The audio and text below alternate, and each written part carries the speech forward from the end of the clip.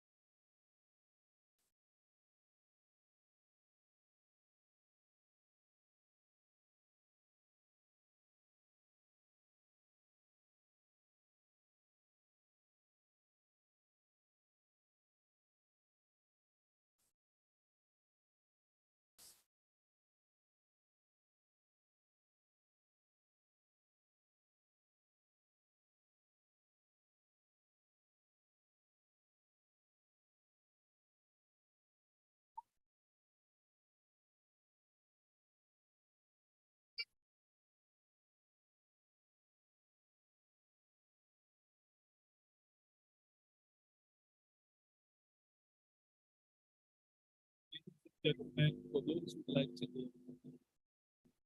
have the Wi-Fi here, but it's up to letters, nine eight, up to letters, 9 8, up to letters. So it's 9 20 small numbers. 9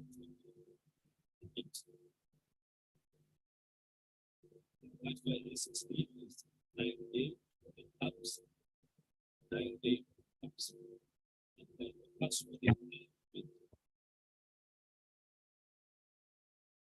Letters Nile 2023. Karibu sana.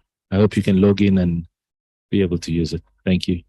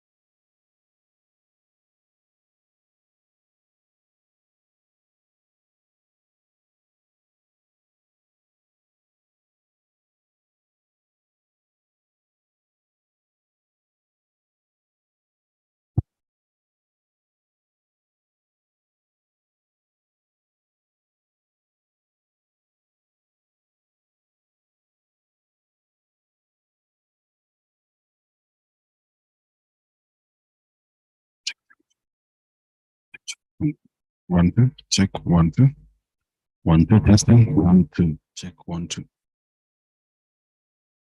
check 1 2 1 2 check 1 2 testing 1 2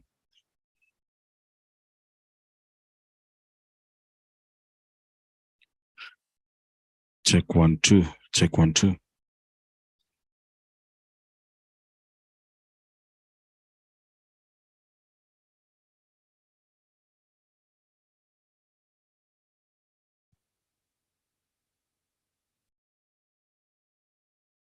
check 1 2 mic testing 1 2 check 1 2 microphone testing 1 2 check 1 2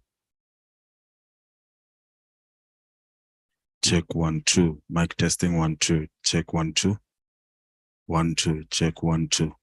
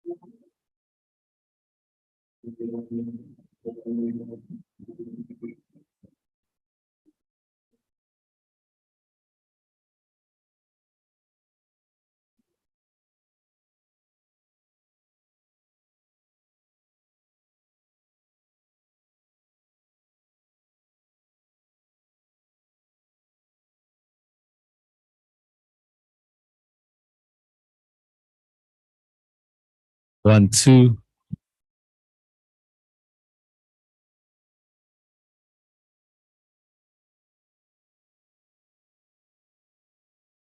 Asante Sana Kenya Prisons Band. Our guests are arriving right now. And I'd like to request all of you to be upstanding. They're just about to begin and take their seats.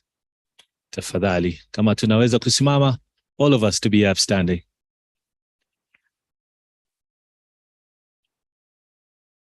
Remember, this is a wonderful day. It's an exciting day. Tafadhali. I want to see all those beautiful faces and beautiful smiles.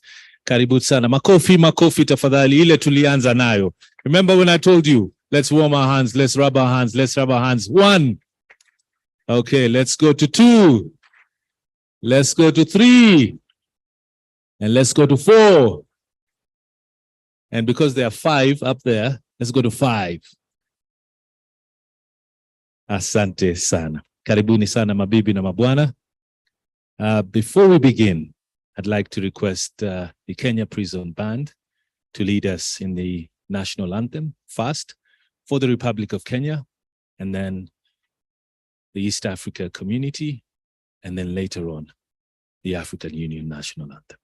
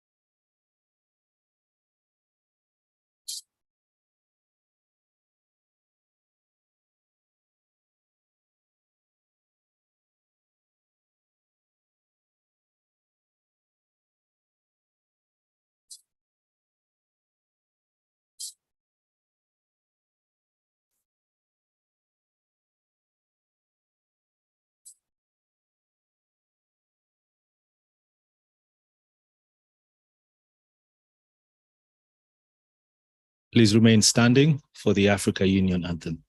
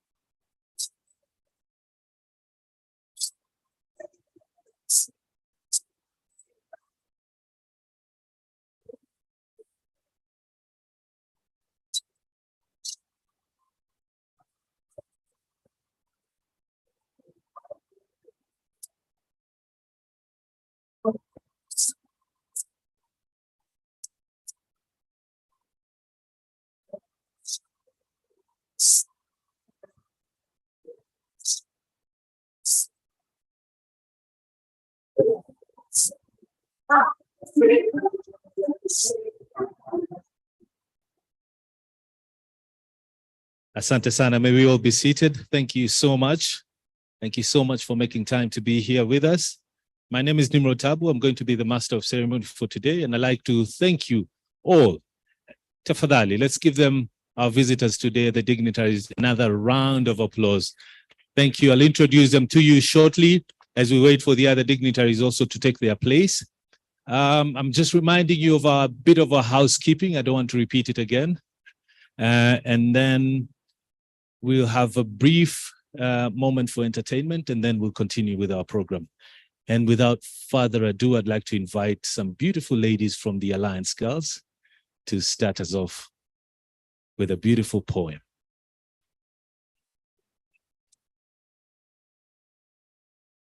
Once again, karibuni sana, bonjour, good morning, habari zenu. Wale wanafahamu Kiswahili, karibuni Kenya, tusemezane, habari zenu. Mnasema mzuri sana. Habari zenu. Kwa wale wageni mnasema mzuri sana. Sawa sawa. Ukitoka Kenya lazima tuwe umejifundisha Kiswahili kidogo ambayo ni nzuri sana. Sawa sawa. Karibuni sana. And yes, please introduce yourselves and go ahead.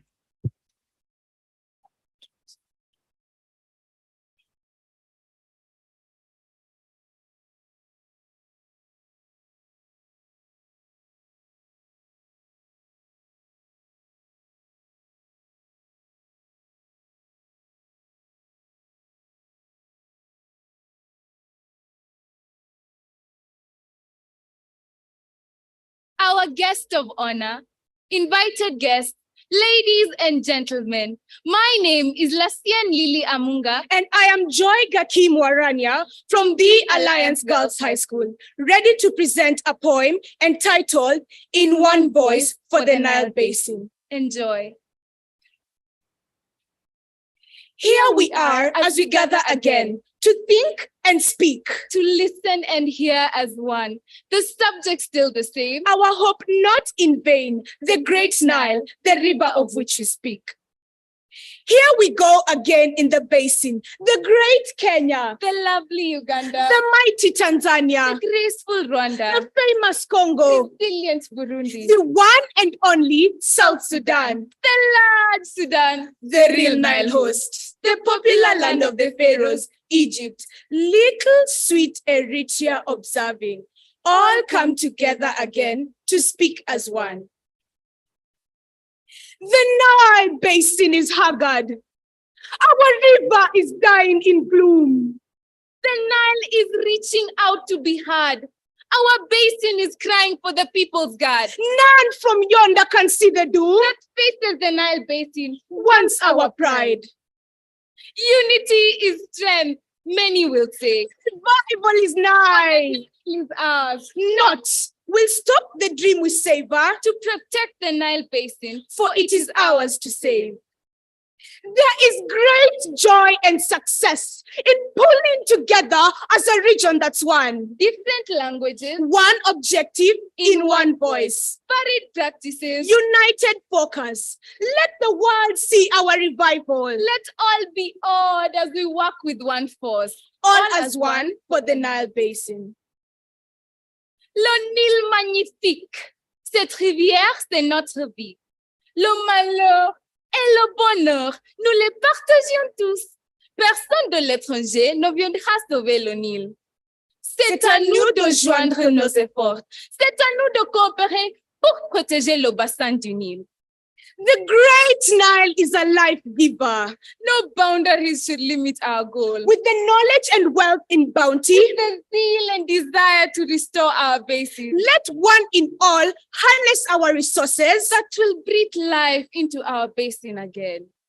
We yearn for the Nile to We smile. endeavor for the life to sprout again. We seek for the river's protection. We engage to quench the continent's thirst. In unity, we strive to feed the African nations. Let us respond to the war drums.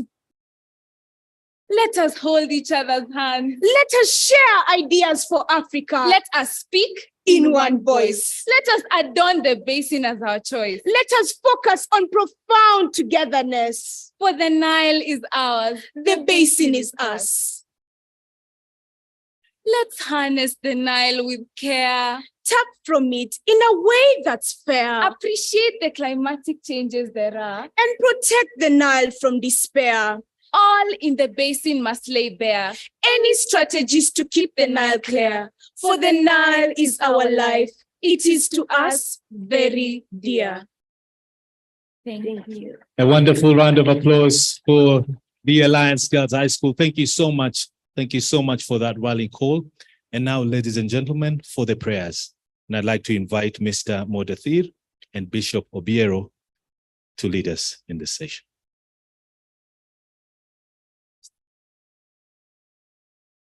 أعوذ بالله من الشيطان الرجيم. بسم الله الرحمن الرحيم. الحمد لله رب العالمين. الرحمن الرحيم. مالك يوم الدين. إياك نعبد وإياك نستعين. اهدنا الصراط المستقيم. صراط الذين أنعمت عليهم غير المغضوب عليهم ولا الضالين. آمين.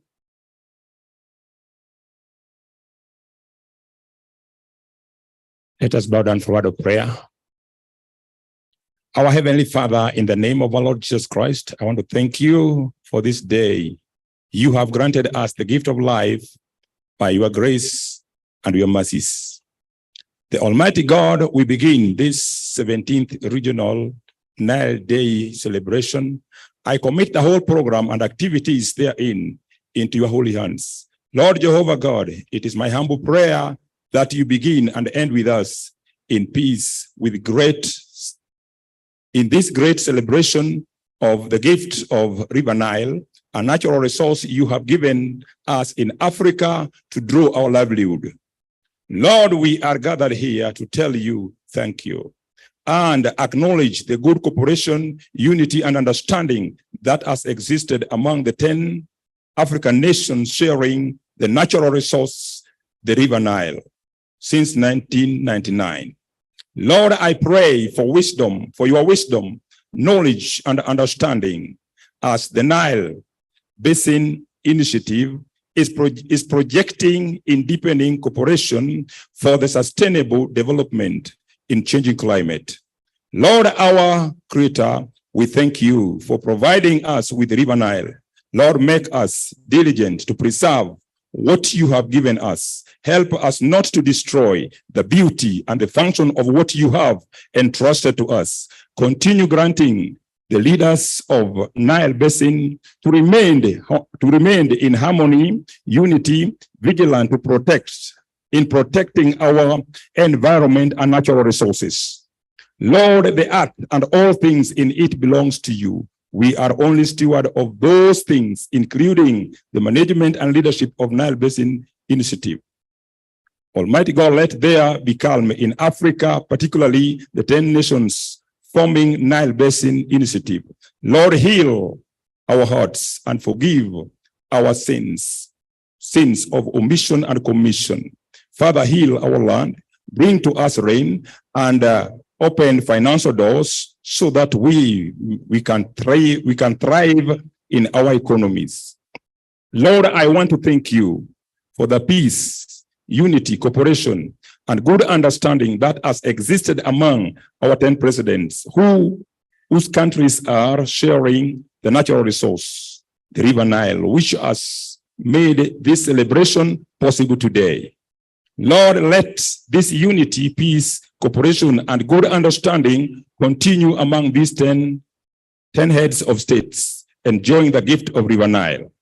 Jehovah God, this day I commit to your holy hands the Prime Cabinet Secretary, Right Honorable Dr. Wycliffe Musela Mudavadi, who is gracing and officiating over this 17th Regional Nile Basin celebration. Lord, may your special blessings, wisdom, favor, strength, protection, grace, and mercies to continue upon his life and family and the entire government of Kenya. Father, I dedicate in your able hands Nile Basin Initiative as a family, all ministers in charge of water affairs from diverse 10 countries and all members of staff at different levels for your divine protection and guidance to enable them fulfill their core function in the utilization and the management of water from River Nile. Our beloved Father, we commit the host country, Kenya, in your able hands. Lord, I want to pray for your special blessings and wisdom to continue being upon our beloved His Excellency, the President of the Republic of Kenya, Honorable Dr. William Ruto, and all leaders serving in his government. Father, I pray for peace, unity, love, and prosperity upon the nation Kenya. Lord God, the provider and sustainer of life, may your divine protection, journey mercies be upon all these people as they will fly and travel back to their countries, homes, and houses. Father, in your able hands, I pray that may your will be done in all things, in the name of the Father, the Son, and the Holy Spirit. Amen. Amen. Bishop Obiero, Mr. Moditar, thank you so much. And now, ladies and gentlemen, I present to you the University of Nairobi for a brief interlude of entertainment before we proceed.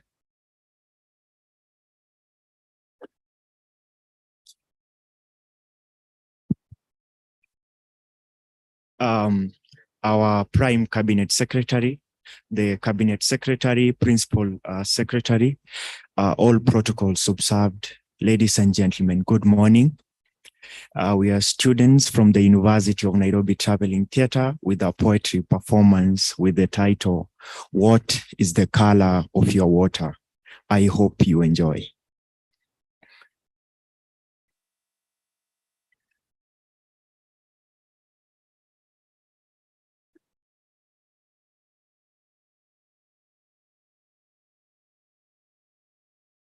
The weatherman is on the news, and he has issued a warning that the skies will get more clearer.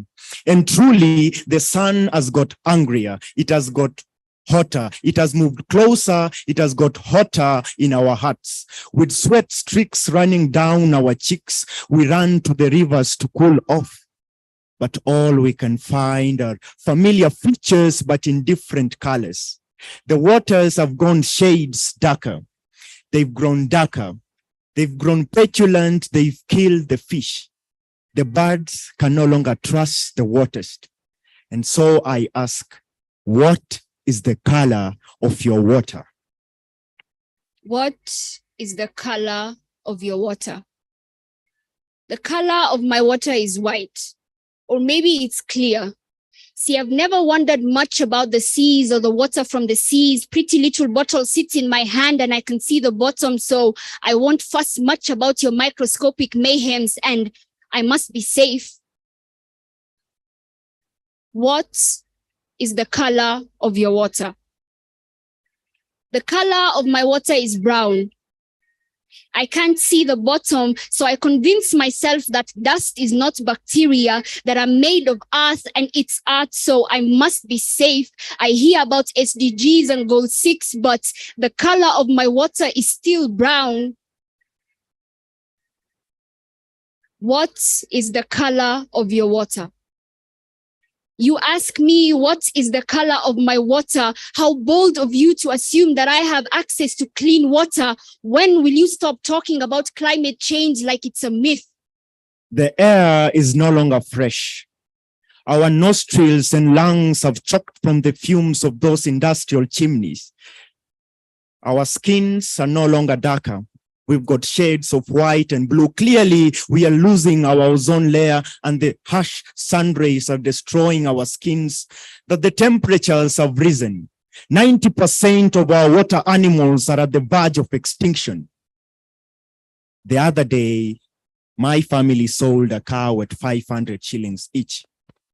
Not because we wanted the money, but because we couldn't watch them die from hunger and thirst.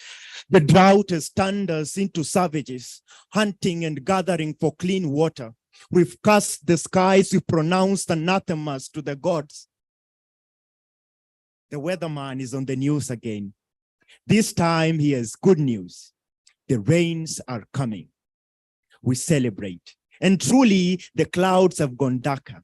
It has rained. It has rained storms. It has rained hailstorms. They've destroyed our homes. They've swept away our homes. They've left us homeless. They've destroyed our banana trees. And we go banana, banana.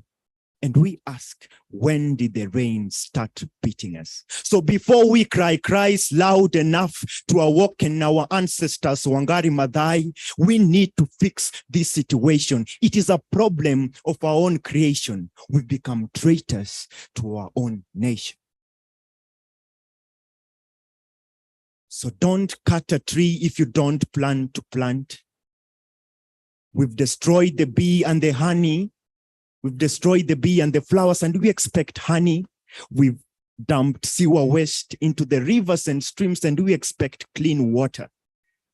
We've cut the trees, built buildings to sell timber. We need the green. We need the green for our lives, the green that feels fresh and succulent like the taste of the earth's richness. I hope the next time the weatherman is on the news, he comes fast and with good news.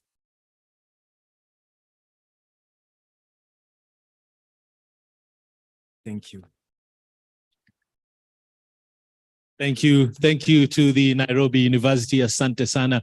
Ladies and gentlemen, now we're officially starting our program today. And I'd like you, or rather request those of you who are sitting at the back end of the hall, please come to the center. There's plenty of spaces. We had reserved them for other dignitaries, but please come closer so that we can all join in together and have a fun day, Nile Day 2023. For those who are sitting at the back, there's quite a number of spaces that are free. There's areas where you can sit at the back or in the front, but not very back. Please, I kindly request you to quietly move to the areas where you have plenty of seating space right in front so that our dignitaries can be able to address you quite efficiently and effectively. Once again, I'd like to thank all of you who are here with us. And before I allow the first speaker to speak, please allow me to acknowledge the presence of our dignitaries who are here with us today. And when I do so, I'd like to humbly request you to, welcome them warmly. And then also for the dignitaries to be able to raise or wave their hands to us so that we can be able to see them, because I know we have so many guests from across the African continent, and I'm talking about 10 member states that are with us here from the Nile Basin Initiative. Please allow me to start with our very own chief guest, the ever-smiling, the soft-spoken, the Honorable Dr. Musalia Mudavadi, who is the Prime Cabinet Secretary. He's with us here today. Makofi kwake tafadhali. Allow me also to recognize the presence of our host here today, Madam Cabinet Secretary Alice Wahome, who's the Minister in charge of water services in the Republic of Kenya. Allow me to also introduce the Permanent Secretary in the Ministry of Water, Dr. Paul Rono, who's here with us and sitting on the high table together with them. Allow me also to introduce the one representing the chairperson of the NileCom, Madam Mary Priska Winfred, all the way from Tanzania, the Deputy Minister for Water Resources in the Republic of Tanzania. Last but not least on the high table, allow me also to introduce the man in charge of the Nile Basin Initiative, without whom probably we wouldn't be celebrating February 22nd this year, 2023 in Nairobi. But please, a round of applause for Dr. Sylvester Matemu, who is the Executive Director, Nile Basin Initiative. In our midst also, we have representation of the topmost from the 10 counties that are member states of the Nile Basin Initiative. And when I say topmost, I mean topmost. We have the honorable ministers, makofi kwa tafadhali, a round, hearty applause to them. I wish to start in no particular order to recognize the presence of Professor Dr. Sewilan Hani, who is a Minister of Water Resources from Egypt. Thank you so much. Let me also recognize the presence of Dr. Geleta Habtumu Itefa, Minister for Water from Ethiopia. On the other end, let me introduce Cheptori Sam Mangusho, Mr., who is the Minister for Water and Environment, all the way from Uganda. Karibu sana. Asante sana. In our presence also, we have Mr. Nyoai Pal, the Honorable Nyoai Pal Mai Deng, the Minister for Water from South Sudan. Karibu sana. I also wish to recognize the presence of the Honorable Dawelbet Abdel Rahman Mansour, the Minister for Irrigation and Water Resources from the Sudan. Also, in our midst, we have high commissioners and ambassadors who are representing different countries here today, and some representing also the honorable ministers who would have wanted to be with us here today, but they had other commitments, but they're well represented here. May you allow me to recognize the presence of the ambassador to Kenya from Burundi, Evelyn Habyarimana. Karibu sana, asante sana. Let me also recognize the presence of the ambassador from the Democratic Republic of Congo, Jean Nyakeru. Ambassador, karibu sana kwa kuja hapa nchini. Tunaendelea kuwapokea, manake wageni ni wengi. Natumia lugha ya Kiswahili, lakini najua kuna watu wanatafsiri. We have translators today, so we'll try and use English, and I know we'll also speak a bit of Francophone. But we have translators. So for those who are sitting next to where we have earphones, headsets, please, you can go ahead and use them. A lot of the translations for languages that, will not be familiar with you, I'm sure you'll get the assistance there. Let me also recognize the presence of the ambassador, the charge d'affaires, I beg your pardon, from Egypt, Mrs. Hanan Shaheen, who's here present with us today. A round of applause to her.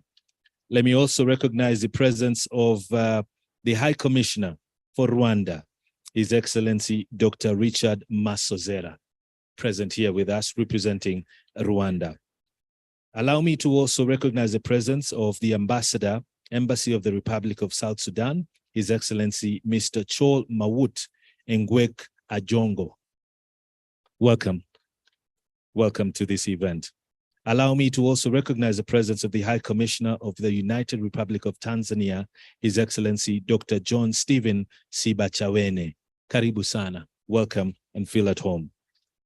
Also in our midst is the Ambassador, Embassy of the Republic of Sudan here in Nairobi, His Excellency Mr. Kamal Gubara Mohammed Sahi.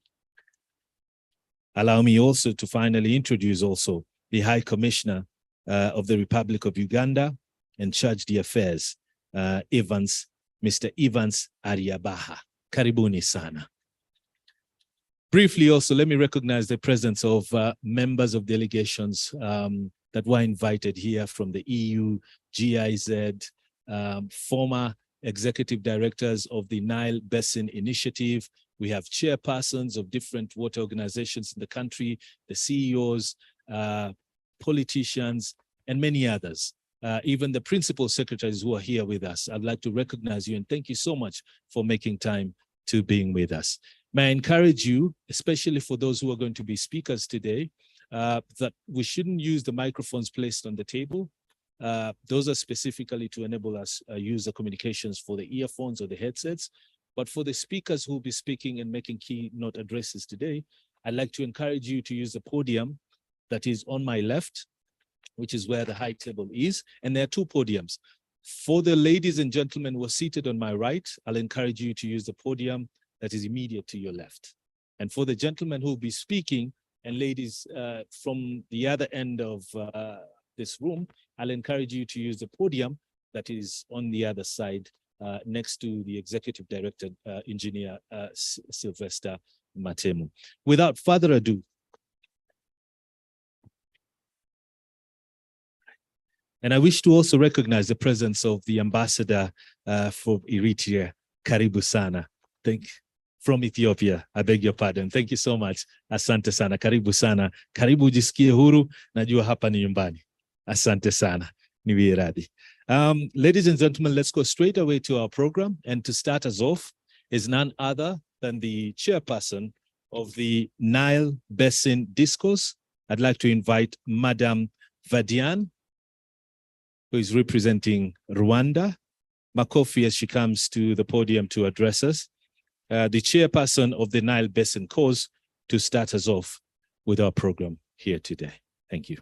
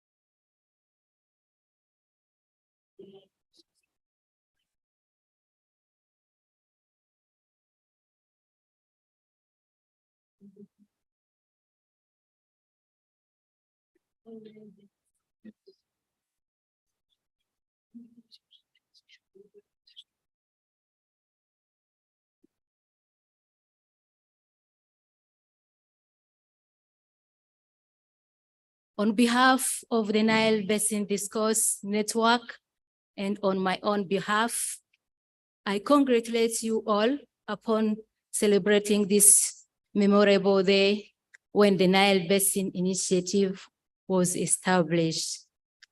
A special thanks goes to the NBI and the Republic of Kenya for organizing and hosting this prestigious event. As NBD, we consider this commemoration as an opportunity for all stakeholders governments, and communities to reflect on the role of the River Nile, a shared river requiring our collective protection and action. When the NBI was established in 1999, the NBD vision bears thought this initiative is going to be prioritizing projects and programs that support people who count on the Nile for their health, community sustainability, and livelihood. But where are these people and how shall they contribute to NBI development process? This led to the establishment of the NBD as a grassroots civil society network within the Nile Basin region to ensure that civil society and local communities play a key role in influencing and enhancing NBI's programming, effectiveness, and impact on grassroots communities. Therefore, to us, celebrating the Nile Day alongside the Nile, the NBI, is not just a tradition, but also a commemoration of our own establishment as NBD Grassroots Network.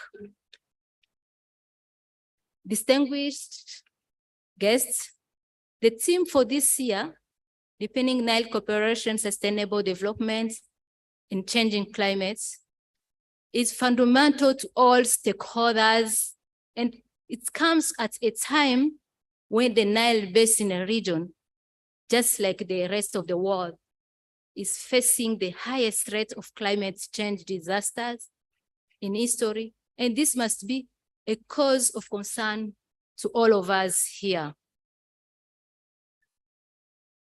Guests of honor, ladies and gentlemen, I would like to inform you that NBD network activities over the years are well aligned with this year's theme.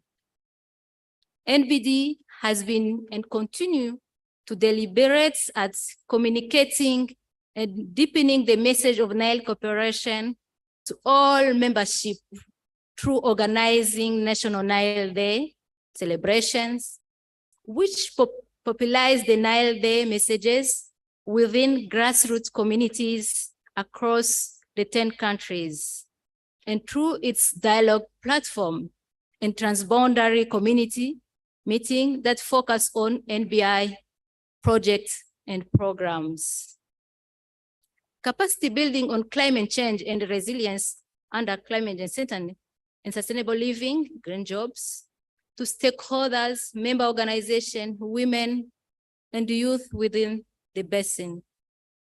The NBD witnesses and welcomes concrete effort, both states and non-state actors, to collectively sustain and create climate resilience as we share in the opportunities to the Nile River provides.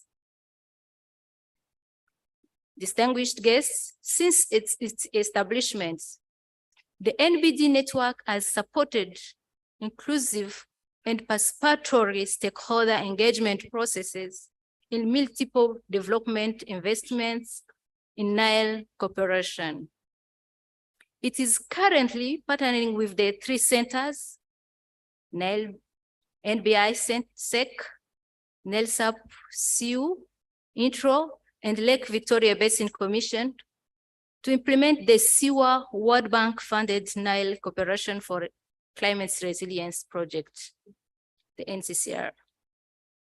NBD is implementing the 5th components of the project, focusing on enhancing stakeholder engagement in the Nile Basin to improve cooperation and share understanding of water, related issues in the Nile Basin.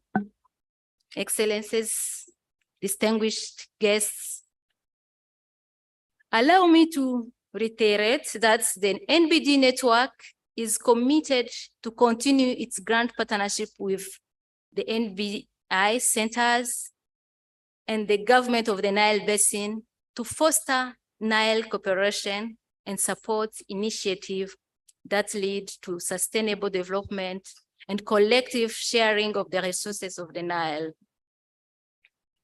The NBD network is soon rolling out 5-year strategy 2023-2027 titled Share and Shared, Empowered and Inclusive Action Across the Nile Basin River, whose strategy action complements the Nile cooperation and most importantly, on the Nile Day 2023 theme of deepening the Nile cooperation for sustainable development in changing climates. We invite you all to join us and support grassroots action as we implement this important strategy toward the positive development of the Nile.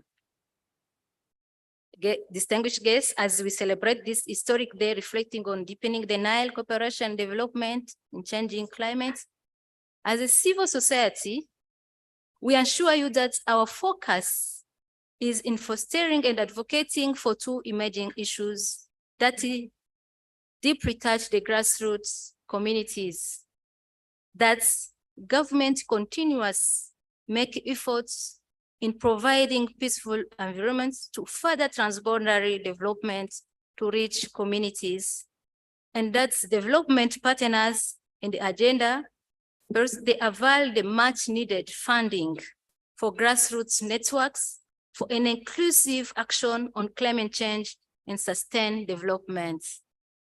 Finally, guests of honor, excellencies, distinguished guests, ladies and gentlemen, we have hope for the future. Our hope is for prosperity, peaceful, and sustainable future for all the people of the Nile Basin. Wishing you a joyful day, 2022-23 celebration. As NBD, we say, one Nile, one family. Thank you. Asante sana, Madam. I'm not representing Rwanda, I'm representing the civil society of the Nile Basin. Thank you. Thank you. Thank you so much. I appreciate Tena. Makofi Tena, a round of applause to Madam Vedian. Thank you. Thank you so much. The chairperson of the Nile Basin Discourse. Let me, with a lot of humility also, make corrections for the introductions that I made earlier. I wish to introduce the Minister of the Water Resources from Egypt as Professor Dr. Henny Suelam. I make corrections for the earlier pronunciations. I also wish, with a lot of humility, also to recognize the presence of the Ambassador, the Federal Democratic Republic of Ethiopia, His Excellency General Bacha Dibele Buta. Asante sana na karibuni. Also, may I also take this opportunity to kindly request all of you to be patient. We are having a bit of a technical hitch with some of the comms equipment, but they're being sorted out, especially for those who'd like to enjoy the Francophone translations. It's being sorted out, and please bear with us, but we'll sort it out in a few. Ladies and gentlemen, without further ado, I'd like to invite now the Executive Director, Nile Basin Initiative, Engineer Sylvester Matemu, to make his remarks. Karibu sana.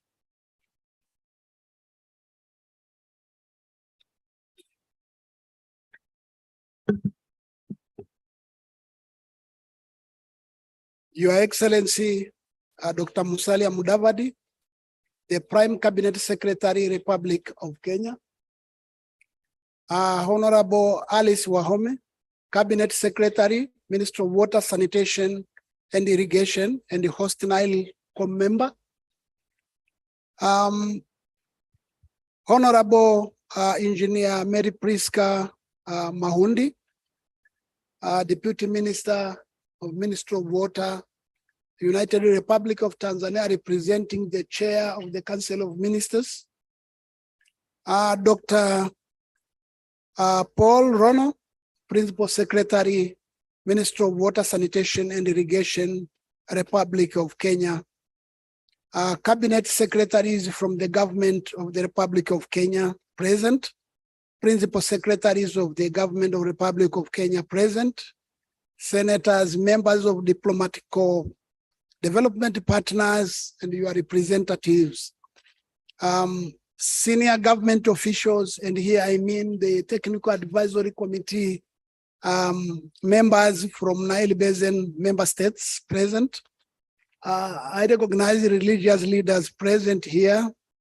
Board chairperson, Nile Basin Discourse, former executive directors and staff of NBI. When I say NBI, it means Nile Secretariats based in Entebbe, and NELSAP CU based in Kigali, and Entro based in Addis Ababa. Distinguished invited guests, members of media, ladies and gentlemen. Your Excellency, our chief guest, I am delighted to welcome you to this special day when NBI is celebrating 24 years of existence since establishment in Dar es Salaam, Tanzania in 1999. I wish to express my sincere appreciation to the government and the people of the Republic of Kenya for having offered to host this important event in the history of NBI. In the same vein, I wish to express my sincere appreciation for the excellent hospitality extended to our delegations since our arrival. Can we join our hands to recognize and appreciate the hospitality of the government of Republic of Kenya, please? Your Excellency, Nile Day is an opportunity for Basin citizens to convene and celebrate the benefits of the Nile cooperation, as well as to reflect on the risks of non-cooperation, exchange of experiences, views, and ideas on topical issues related to the cooperative management and development of the common Nile Basin water and related resources. Nile Day also provides member states with a timely occasion to reaffirm their commitment to Nile cooperation and an opportunity to celebrate partnerships with the key stakeholders, which include international community, development partners, academia, youth, civil society, and media, among others. And the chief guest, I think you have experienced this in this. A diverge of such peers are present before you. Your Excellency, this year, the Nile Day theme is deepening Nile cooperation, sustainable development in a changing climate. This theme is a timely and relevant reminder to us as Basin citizens and stakeholders of critical issues in the following ways. First and foremost, the theme reflects on and is aligned with the NBI's mandate and its shared vision objective, which is to achieve sustainable socioeconomic development through equitable utilization of and benefit from the shared Nile Basin water resources. Equitable utilization of and benefits here cannot happen if there is no cooperation. Second, it demonstrates the alignment of the Nile member states to global priorities such as the Sustainable Development Goals, which member states have committed to achieve by 2030. Today is an opportunity for member states to reflect on those commitments, challenges, and that might hinder the achievement and opportunities available to improve on achieving them. Your Excellency, our chief guest, it is worth noting that in the current fast-paced world, it is not easy to remain relevant and making a contribution to the development of the region and growing strong for 24 years. Many institutions and organizations like NBI have been formed and not survived for this long maintaining traditional status. This is transitional status. NBI is a transitional institution. Survival of itself, therefore, demonstrates a remarkable achievement worth celebrating, and as a manifestation of the importance of cooperation on the Nile among riparian states. Therefore, it is important to reflect on the following facts. One, the Nile offers opportunity for shared growth through joint planning, optimizing and pooling resources. The Nile is a transboundary resource shared by 10 countries with the different types of. The Nile is one complex hydrologic unit, hence the need for holistic approach. The Nile is a water scarce region. River flow is generated in less than 1/3 of the growing population in the basin, now more than 272 million people, and projected to close to 1 billion by 2050, means growing demand for water, food, and energy. Managing shared challenges like climate change impact leading to increasing drought floods frequency requires joint efforts. For example, climate change is an issue which not only featured in the COP27 of last year, that the Nile Basin member states attended, but it is one that continues to be discussed at national, regional, and global platforms. Your Excellency, since the establishment of the NBI, the institution capacity of our member states in transboundary water resources management have been strengthened. NBI has continued to provide a platform to dialogue among member states. Many formal and informal professional networks have been formed and are active in the basin, and one of it is the NBD, Nile Basin Discourse. NBI provides the member states with the only basin-wide and impartial platform to discuss with the trust and confidence how to jointly take care of and utilize the shared Nile Basin water resources for win-win socioeconomic benefits and to promote regional peace and security. NBI has promoted the identification, studies, and preparation of a package of 134 investment projects worth more than $6.5 billion US dollars. Of these projects, worth more than US dollar 1.3 billion are at various stages of implementation and operation. There are visible benefits on the ground so far, particularly for Kenya. Kenya have a number of projects ongoing and in pipeline. The Angololo project, the interconnection, the power, the groundwater, and the hydromet stations. Your Excellency, NBI has a strong and long tradition of working through strategic partnerships. We have had very productive engagements with the development partners that include the World Bank, African Development Bank, Federal Government of Germany, France, European Union, Denmark, Sweden, Norway, Switzerland, Canada, UN agencies in here, like UNDP and others, Finland, UK, and the USA. We have enjoyed a very productive engagement with these agencies and countries through which we have assessed funding as well as technical backup.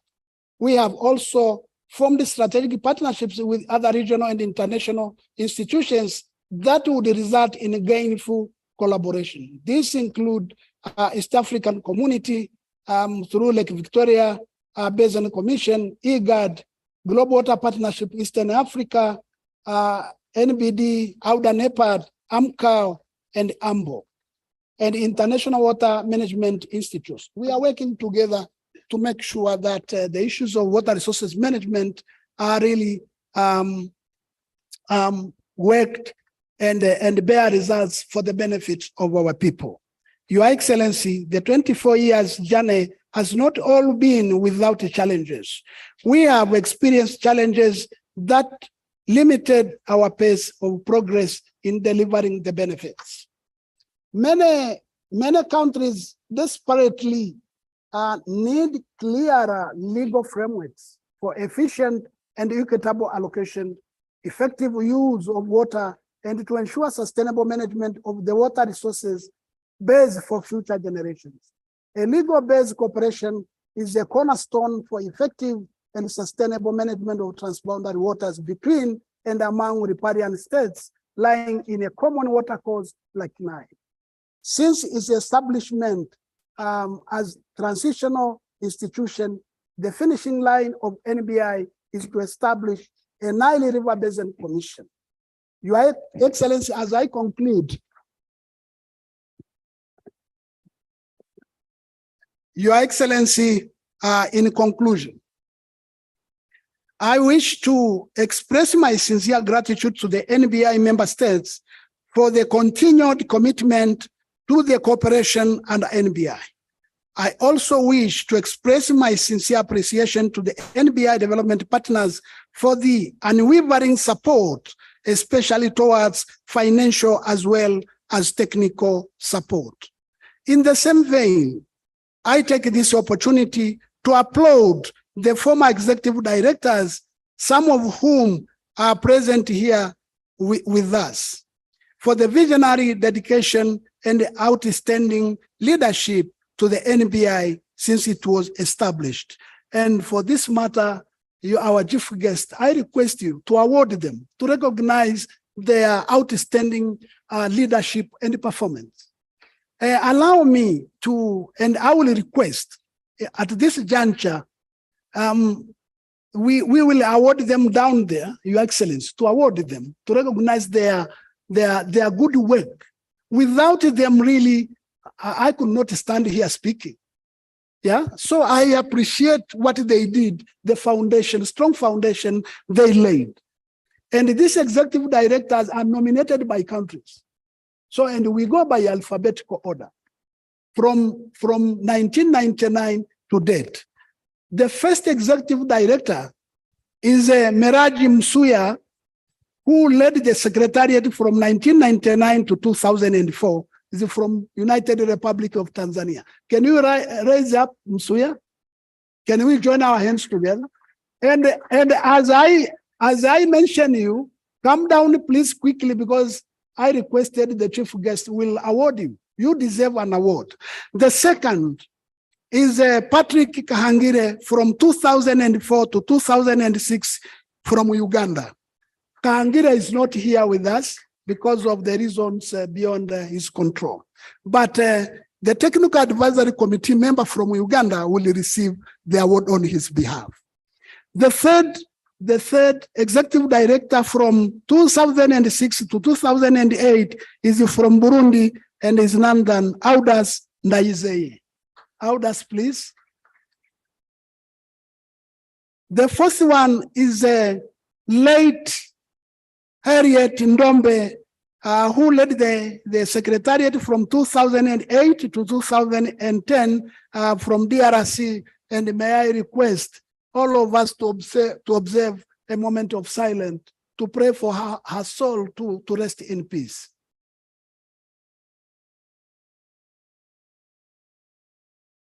Amen.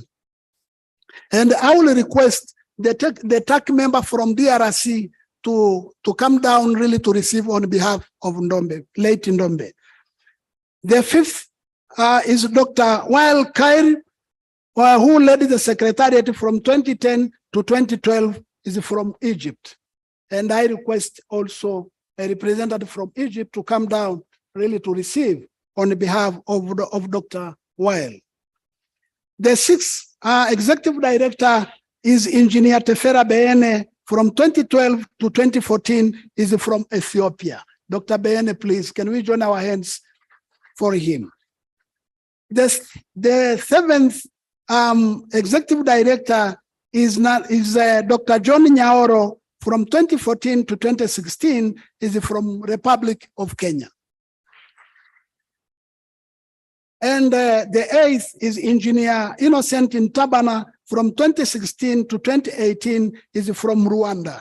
And the Turkey Rwanda are not here, but I think from the embassy or someone can come. If not, the secretariat, we will make every effort to make sure he receives his award.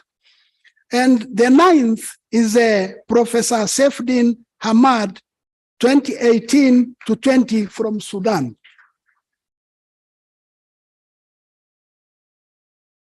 Now the 10th one will follow the next, who is standing before you from the podium. So I don't deserve an award, I'm doing my work now. I wish you all happy celebrations and an enjoyable stay in Nairobi. Happy birthday, 24th NBI anniversary, Your Excellency. Thank you very much for gracing this. You will grace our celebration. Thank you very much for coming. And I request to go down so that we award this generous award they deserve. Asante, asante sana. As Prime Cabinet Secretary, the Honorable Dr. Musalia Mudavadi comes down together with the Executive Director. Gentlemen, the guys who are doing photography, I think we'll do it from either end of the side or from the back, because then they can face you in front, okay? So we come to this side, because I know the background behind will be amazing. And I would like the Executive Directors to be from this end.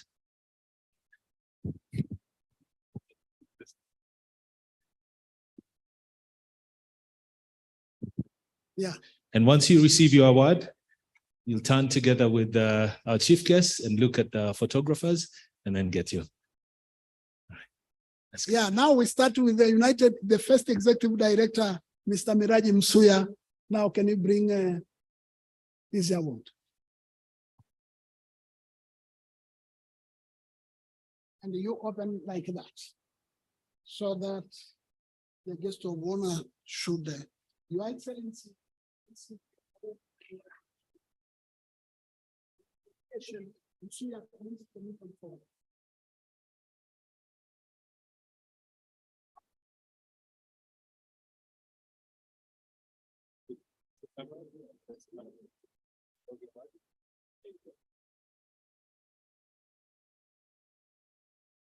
Thank you so much. Asante sana. Thank you. The second is Kahangire from Uganda. That is the second Executive Director. And on behalf, Madam Dr. Florence from Ministry is a TAC member. So I think it will be safe. It will reach Kampala without no doubt.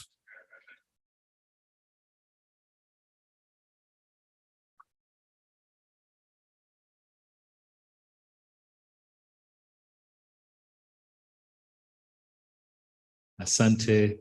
Thank you. Thank you so much. The third is Audas Ndaize from Burundi, and he deserved an award.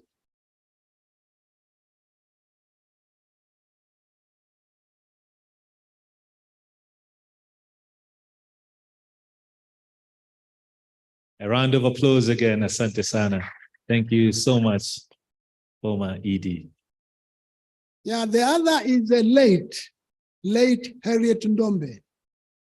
And I think from DRC, okay. Thank you.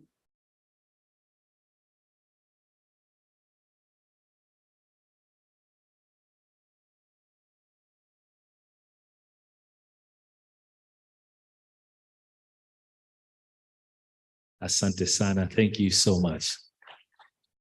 Asante.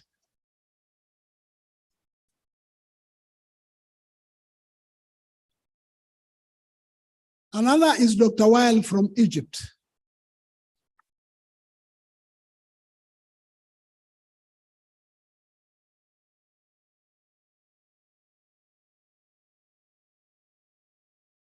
Thank you, Asante sana.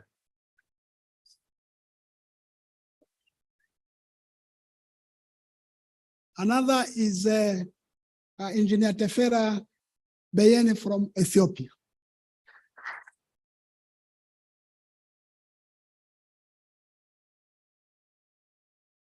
Congratulations and thank you for your service to NBI. Asante sana. Thank you. Diana is still serving the Nile Basin. He's a technical advisory committee member. Asante, congratulations. Another one is Dr. John Rao Nyaoro from Republic of Kenya.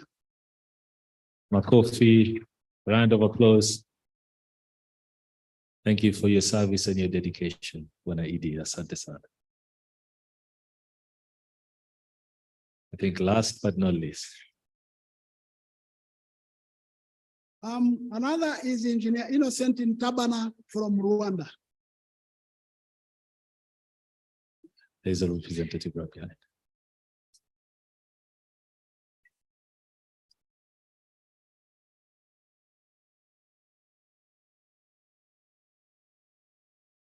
Asante sana. Thank you for the dedication in the service.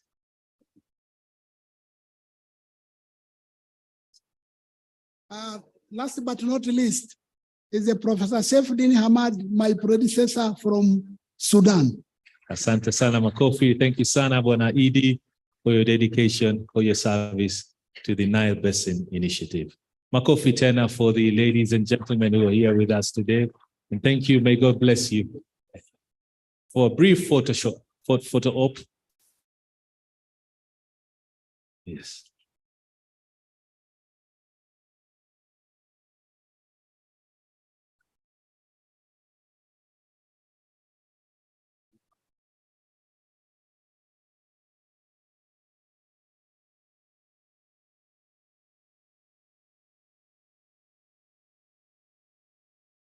Thank you for the wonderful smiles. Asante sana. Thank you so much. And as our dignitaries go upstairs to their sitting areas, I'd like to request Bwana Idi, if you've finished with the keynote address. I have already wished everyone a happy birthday, NBI 24th year. Congratulations, all member states of the Nile Basin. Asante sana. Makofi to the Executive Director. Thank you so much for your keynote address. Before I call the next speaker, I'd like to briefly recognize several individuals who are present here with us today, representing different organizations, of course, part and parcel of the Nile Basin Initiative. Let me start by the Nile Basin staff from, or rather the Executive Director, ENTRO, based in Addis Ababa, Ethiopia, Dr. Sally Ome, who's here together with the team of management and the staff from ENTRO. Wherever you are, please wave to us. Thank you so much for coming. Asante sana. Thanks for being part of this wonderful birthday. Let me also recognize the presence of the regional coordinator, NELSAP, based in Kigali, Rwanda, Dr. Isaac Alukwe, together with the management team and the staff of NELSAP. I know they're all here present with us. I also want to wish to recognize the presence of the Nile Basin Secretariat staff based in Entebbe, Uganda. Senior management team is here, as well as the staff. Asante sana, karibuni. Let me also recognize the presence of the Nile Basin Discos regional manager and the staff here present. Asanteni sana, karibuni tena. Last but not least, let me also recognize the presence of the Global Water Partnership or Partners, Eastern Africa. The chairperson is here, the regional coordinator, the steering committee members are present here, and also the Kenya County Partnership members are also present here with us. As we move along, now I'd like to invite another keynote address from Dr. John Nyaoro to give us a keynote address representing the Nile Corporation. Karibu sana, Dr. John Nyaoro, and address the congregation that is here today with us. Asante sana. And as he proceeds to the podium, let me remind you that the Wi-Fi SSD is Nile Day. The Wi-Fi SSD is Nile Day, and the password is Nile 2023, small caps, Nile 2023. Also join us on Facebook, on Twitter, and many other social media platforms that we have today as we celebrate Nile Day 2023. Karibu, Daktari Nyaoro.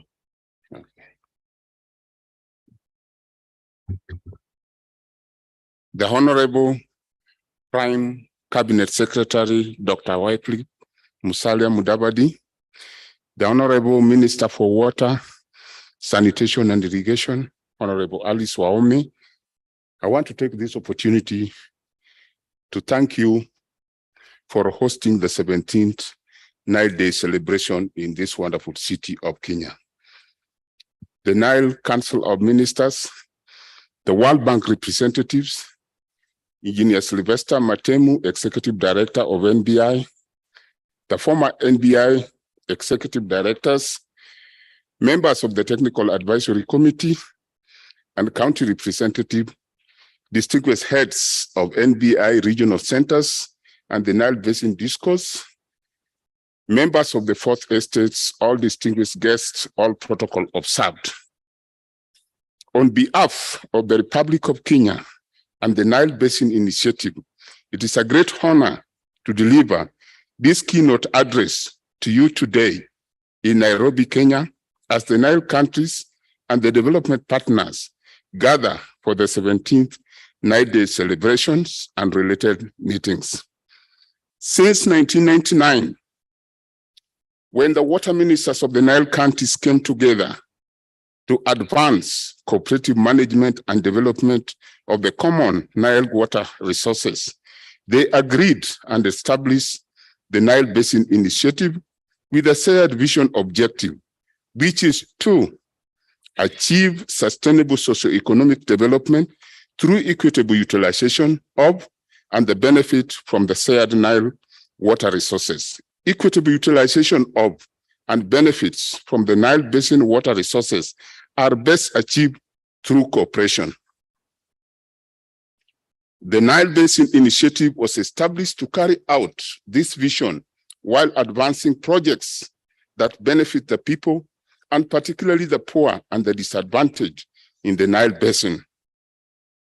Guest of honor, today the Nile states and the Nile Basin Initiative organs and the development partners will not only celebrate the 17th day, the 17th Nile Day, but will also celebrate their success in coming together to establish the Nile Basin Initiative and to take this opportunity to assess their common development interest on the sustainable development of the Nile Basin shared water resources.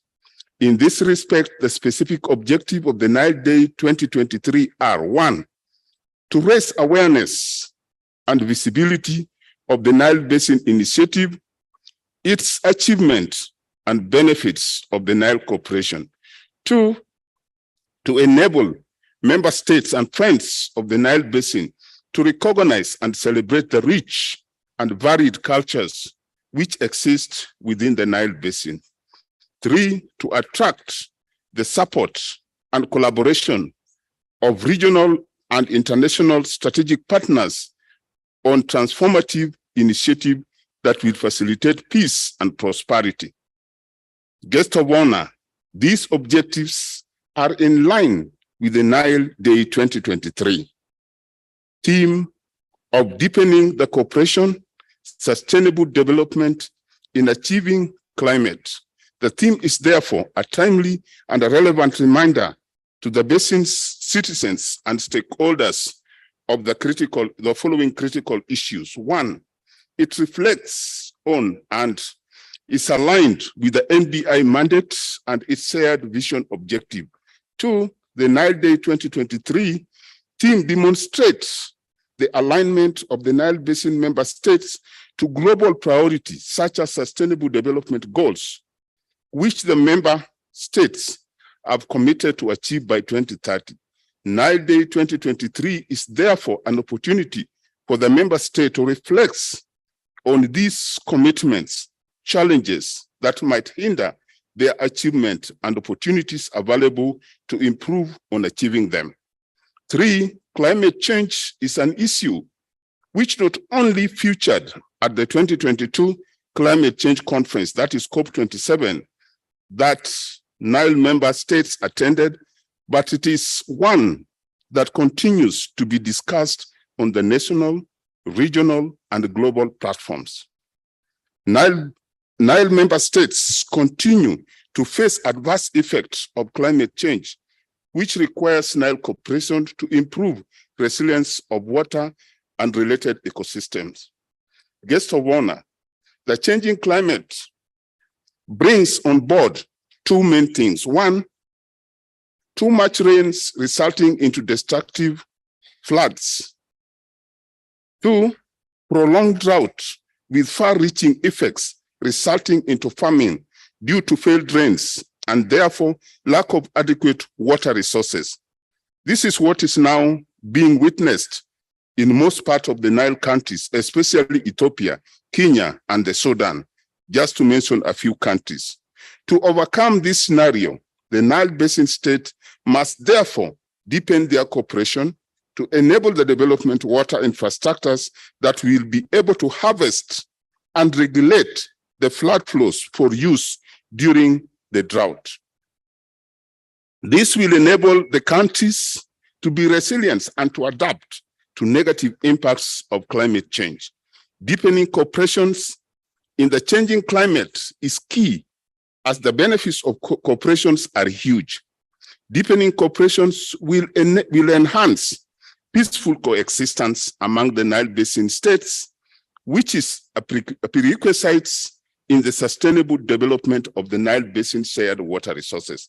Sustainable development is key as it enables the proper use and development of water resources today and its availability for the future generation. In this respect, the Nile Basin states have the right to equitable and reasonable utilization of the Nile Basin shared water resources with a duty not to cause significant harm to other basin states. This right and duty of the basin states in the utilization of the shared water resources can only be achieved through cooperation. Guest of honor, deepening cooperations will enable the mobilizations of the required financial resources for the development of water infrastructure such as dam and water supply to increase water coverage, and this will enable the basin state to achieve SDG Goal 6. Irrigation schemes for food security that will enable them to achieve the SDG Goal 2. Clean energy infrastructure that will be able to enable them to achieve SDG Goal 7. Fish landing sites for poverty eradication and additional food for the achievement of SDG Goal 1, among other development that will enable the Nile Basin state to achieve the sustainable development goals and overcome most of the challenges they are facing today in achieving the SDGs. The 17th Nile Day celebrations come at the prime time when the SDGs Mealtime Review is on.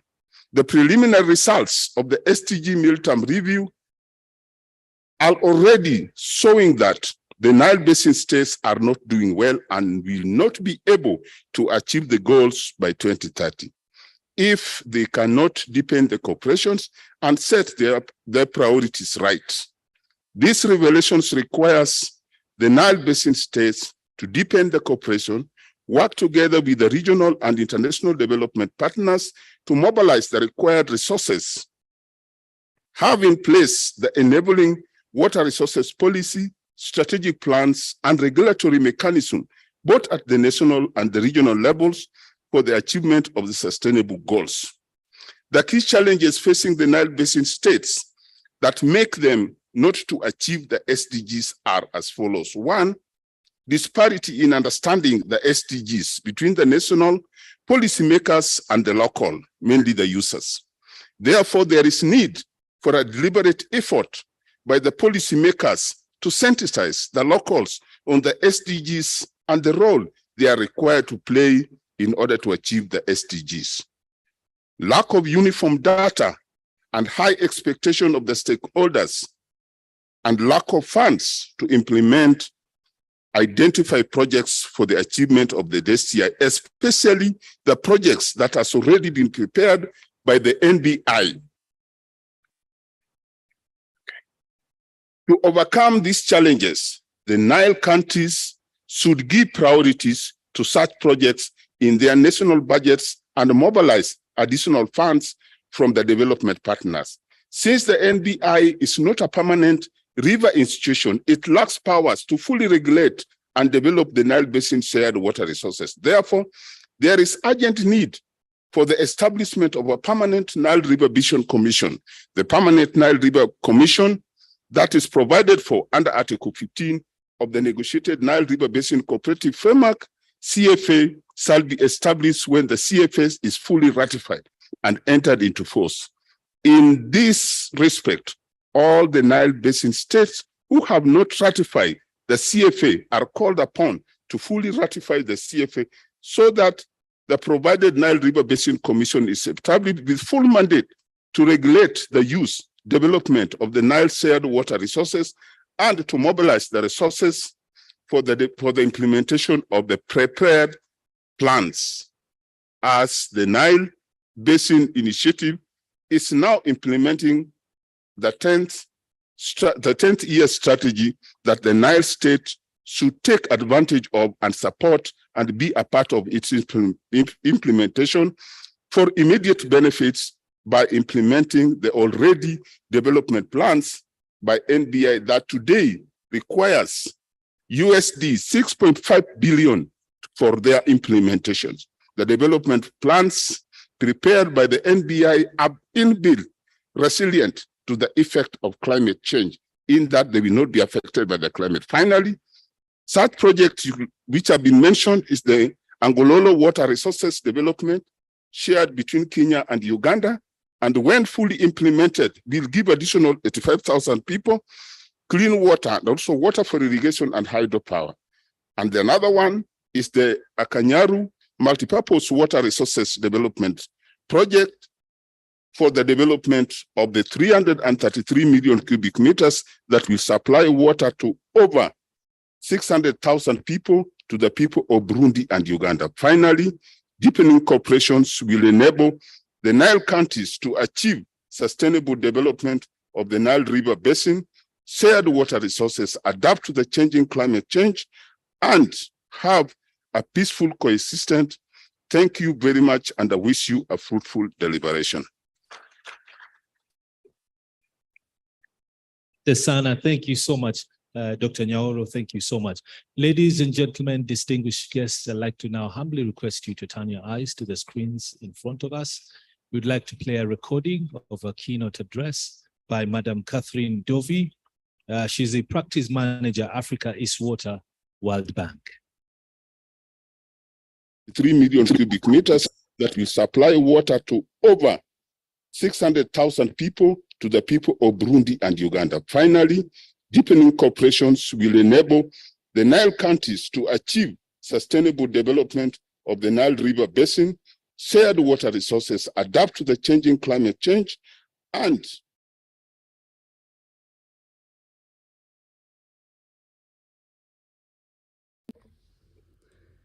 Honourable Chief Guest, NILECOM members, Honourable Ministers, senior government officials from the Nile Basin riparian states, heads of regional Nile institutions, Nile Basin discourse, and other Nile stakeholders, members of the diplomatic corps, religious leaders present, fellow development partners, media fraternity, and friends of the Nile. It is my great privilege to address this august gathering on behalf of the World Bank and other development partners that support the Nile Basin Initiative on an important occasion commemorating the establishment of the initiative 24 years ago. I wish to express sincere appreciation to the government and people of Kenya for having offered to host this important event in this great city of Nairobi. The World Bank has been a partner of NBI since its establishment. The journey has been a remarkable learning experience for us that has yielded commendable benefits. Over the last 24 years, we have witnessed the basin countries moving from a situation in which little cooperation took place to a situation where joint capacity building, joint development of knowledge, and joint investments have taken place. The World Bank has supported institutional sustainability as well as technical work in the water resources management and development. Currently, the World Bank supports 3 NBI centres, NILSEC, NELSAP and INTRO, as well as the Lake Victoria Commission and the Nile Basin Discourse, through the Nile Cooperation for Climate Resilience Project. This is a $30 million US, 5-year undertaking launched in 2020, which will conclude in 2025. The project supports multiple climate resilience building measures, namely floods and drought risk mitigation, dam safety, water quality investments planning and prioritization, the facilitation platforms for cooperation, and enhancing information services. This engagement is funded by the Cooperation for International Waters in Africa, the CIWA Trust Fund. Over the years, the NBI processes have led to a pipeline of around 7 projects, with around 1.5 billion of that total under implementation. For example, the 80 megawatt Rusumo Falls hydroelectric project, which is financed by the World Bank and other partners, will generate power for Burundi, Rwanda, and Tanzania. Last but not least, as a result of the combined support from the development partners, substantial technical capacity, including institutions and a cadre of professionals in key areas of water resources, has been developed.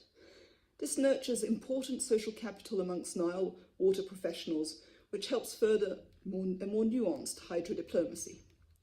As we speak, the World Bank is advancing further cooperation in the Nile Basin through several interventions.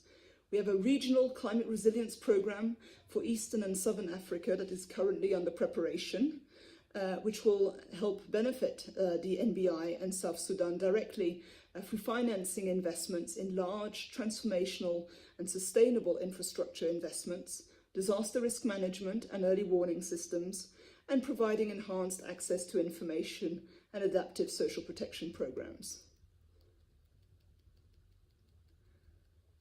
Africa today struggles to meet the SDG 6, the universal access to safe water, sanitation and hygiene. Under the leadership of our Vice President for Eastern Southern Africa at the World Bank, we are launching this year an initiative to help close the water and sanitation access gap in the countries in the region. To advance this agenda, we plan to scale up our investments as well as leverage funding from other NDBs, bilateral organizations and private sector financing. On this note, we are also working very closely with the Lake Victoria Basin Commission and member countries to prepare a joint lake-wide inclusive sanitation investment strategy for achieving access to sanitation in the communities living in the basin, 44% of which lack access to sanitation services. All these development efforts are well aligned with the country's climate and development reports, including those for the Nile Basin member countries, such as Rwanda, and our recently launched global report on water storage. We note that the NBI continues to have provided a neutral forum for dialogue among the countries sharing the Nile waters. We encourage the Nile countries to continue to strive for all-inclusive cooperation and to use the initiative and other cooperation mechanisms to help address the development challenges of all riparian countries. As we celebrate the 24 years of NBI and reflect on the numerous achievements, we remain committed to strengthening this cooperation to be more responsive to basin challenges. This includes scaling up the investment agenda to improve the social economic conditions of the population. I call upon all partners in the NBA programs to continue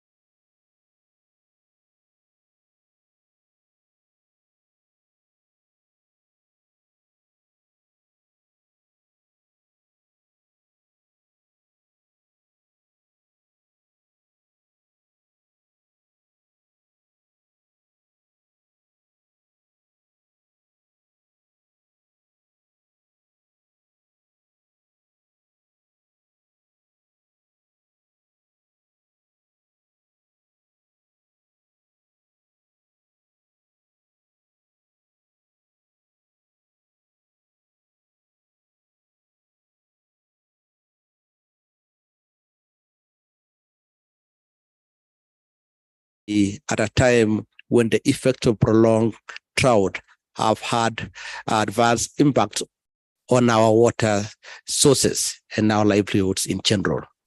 The situation called for each one of us to identify and come up with practical and innovative solutions that will cushion our citizens from the impact of climate change.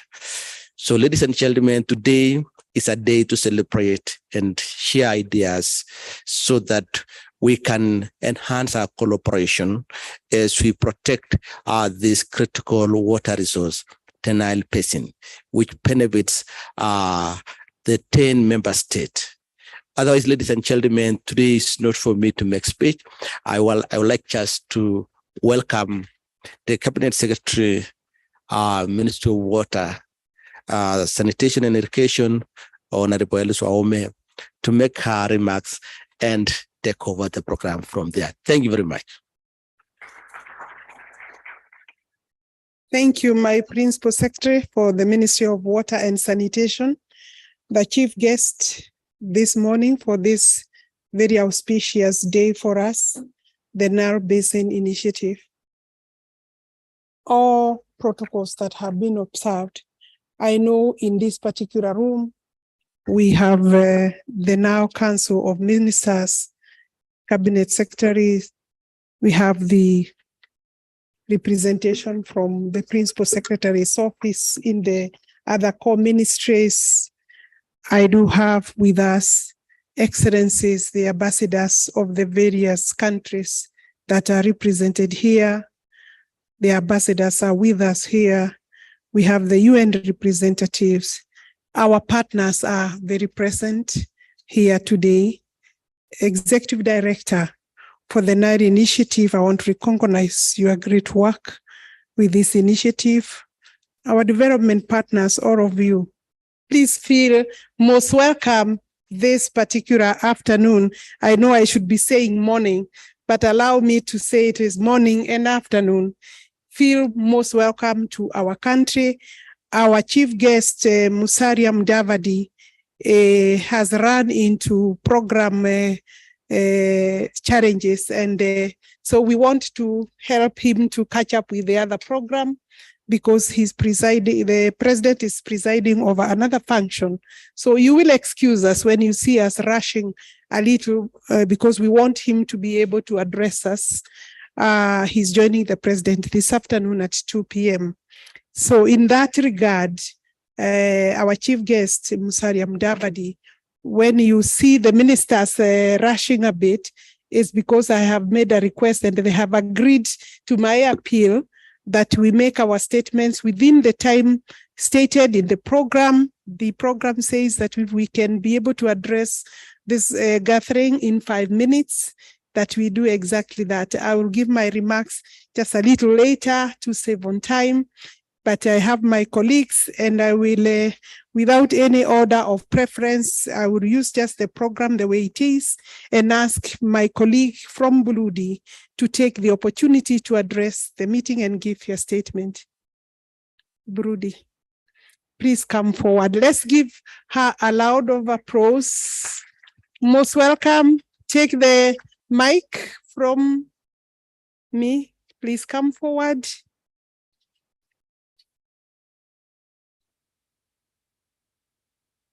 Thank you.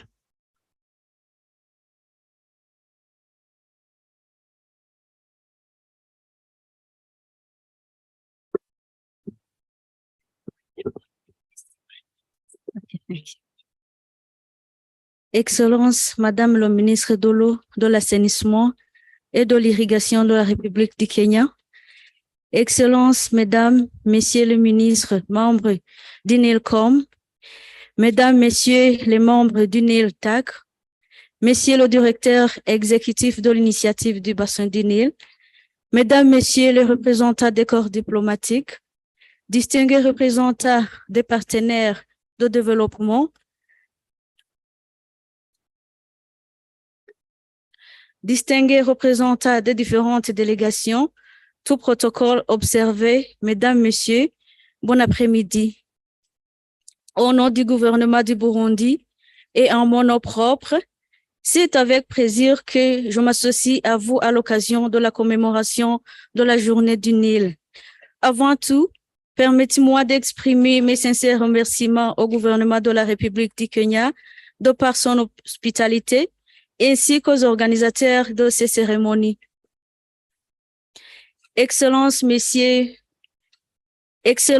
Mesdames, Messieurs, Auguste Assemblée, nous sommes tous conscients que l'initiative du bassin du Nil est un espace favorable, privilégié pour renforcer la confiance, la capacité de coopération sur le Nil, la vision commune et répondre aux besoins de développement par des investissements. Il est aussi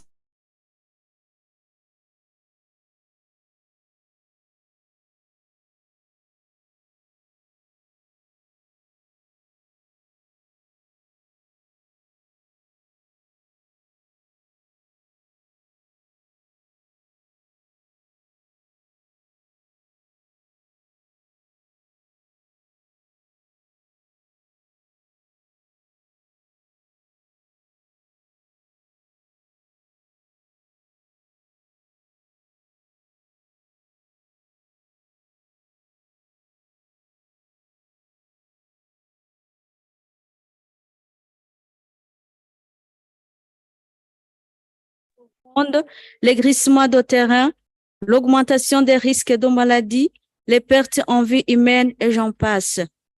Excellences, Mesdames, Messieurs, Auguste Assemblée, le Burundi vise sa prospérité par la croissance économique inclusive et durable où chaque bouche ait suffisamment à manger et chaque poche ait de l'argent. Le pays est en train d'accroître les performances du secteur agricole et d'élevage sans compromettre l'environnement.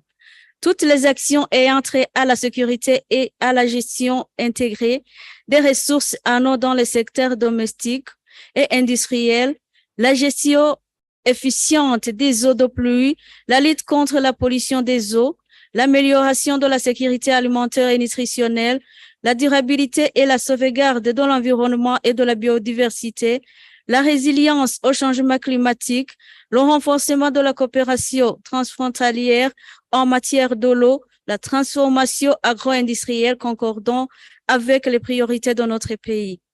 C'est dans cette perspective que le Burundi a opté pour la signature de l'accord cadre de coopération de l'initiative du bassin du Nil. Excellences, Mesdames, Messieurs, Auguste Assemblée, en matière de gouvernance du secteur environnement et pour réussir une gestion intégrée des ressources en eau, le ministère de l'Environnement, de l'Agriculture et de l'Élevage a mis en place des instruments juridiques permettant d'orienter tout le plan et programme de développement dans le respect de l'environnement en général et des ressources en eau en particulier. Il s'agit entre autres du Code de l'eau du 2012 et ces textes d'application de la stratégie nationale de l'eau, ainsi de suite. En cette matière, parmi les principaux objectifs de la politique nationale de l'eau, nous nous battons entre autres à maximiser la contribution de l'eau à la croissance économique, maîtriser la croissance démographique pour réduire la pression sur les ressources naturelles, protéger les ressources en eau contre toute dégradation, mettre en place des cadres de coopération sous-régionale durable pour la gestion des eaux transfrontalières. Sur ce, nous envisageons non seulement de réviser et d'actualiser cette politique, mais aussi d'élaborer la politique et stratégie cohérente et compatible de gestion des eaux transfrontalières pour soutenir la mise en œuvre réussie des programmes transfrontaliers et de développement des ressources en eau à l'échelle du bassin. Pour le cadrage et la bonne orientation des plans et programmes nationaux, nous avons le plan de développement du Burundi du programme 2018 au 2027 et la nouvelle contribution déterminée au niveau national qui comprend les engagements du Burundi en matière d'adaptation et d'atténuation des gaz à effet de serre. Le Burundi s'associe aux autres États de la sous-région en particulier et du monde en général pour faire face aux entraves au développement. Il a adhéré à un certain nombre de conventions internationales et régionales, prenant ainsi l'engagement de leur ratification, d'observer et de faire respecter leurs prescriptions. Au-delà de cet engagement international, la volonté du gouvernement du Burundi consiste à édifier des bases solides pour un développement socio-économique durable en fait de réaliser les objectifs de millénaire pour le développement. Excellences, Mesdames, Messieurs, Auguste Assemblée, mon souhait est que cette réunion soit une occasion d'analyser les enjeux de progrès ou les faiblesses infligées dans l'histoire de coopération en sein du bassin du Nil, de constater le degré de réalisation des objectifs que nous étions fixés à travers les programmes de la vision partagée et d'action subsidiaire. Je suis convaincu que des progrès en matière de coopération ont été atteints. Ces documents de politique d'évaluation stratégique de ressources en eau, prise de décision, de programme d'investissement du plan de gestion du bassin du Nil, la préparation et célébration de la journée du Nil, les recommandations ici de la réunion extraordinaire NILCOM, le dialogue stratégique ainsi que les clauses de l'atelier et réunions consultatives sur la navigation sur le Nil viennent au point nommé et serviront de base pour notre engagement dans des projets de développement qui sont réalisables au sein du bassin et dont les résultats sont visibles et visitables sur terrain. Toutefois, il reste un long chemin à parcourir. Mon souhait est de travailler en synergie pour réussir la philosophie un seul fleuve, un seul peuple, une seule vision.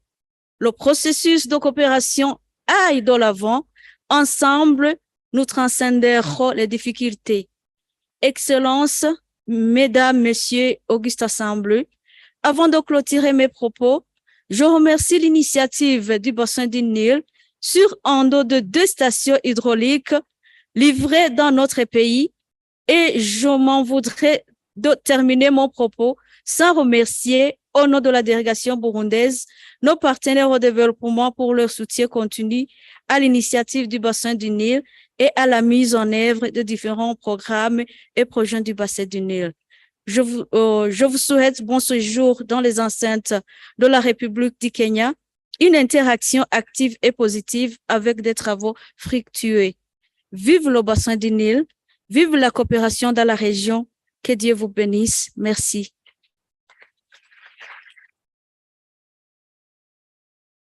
A better loud of applause, please. Thank you very much for staying within time. May I now invite Her Excellency Jean Nyakeru, and this name is a Kenyan name, but it's the ambassador for democratic. His Excellency. Yes, Your Excellency, the Ambassador, Democratic Republic of Congo. I'm saying this is a lady's name in the country, but I see now I am very well advised that it is a shared name. You are most welcome. Karibu sana. Thank you very much. Karibu sana.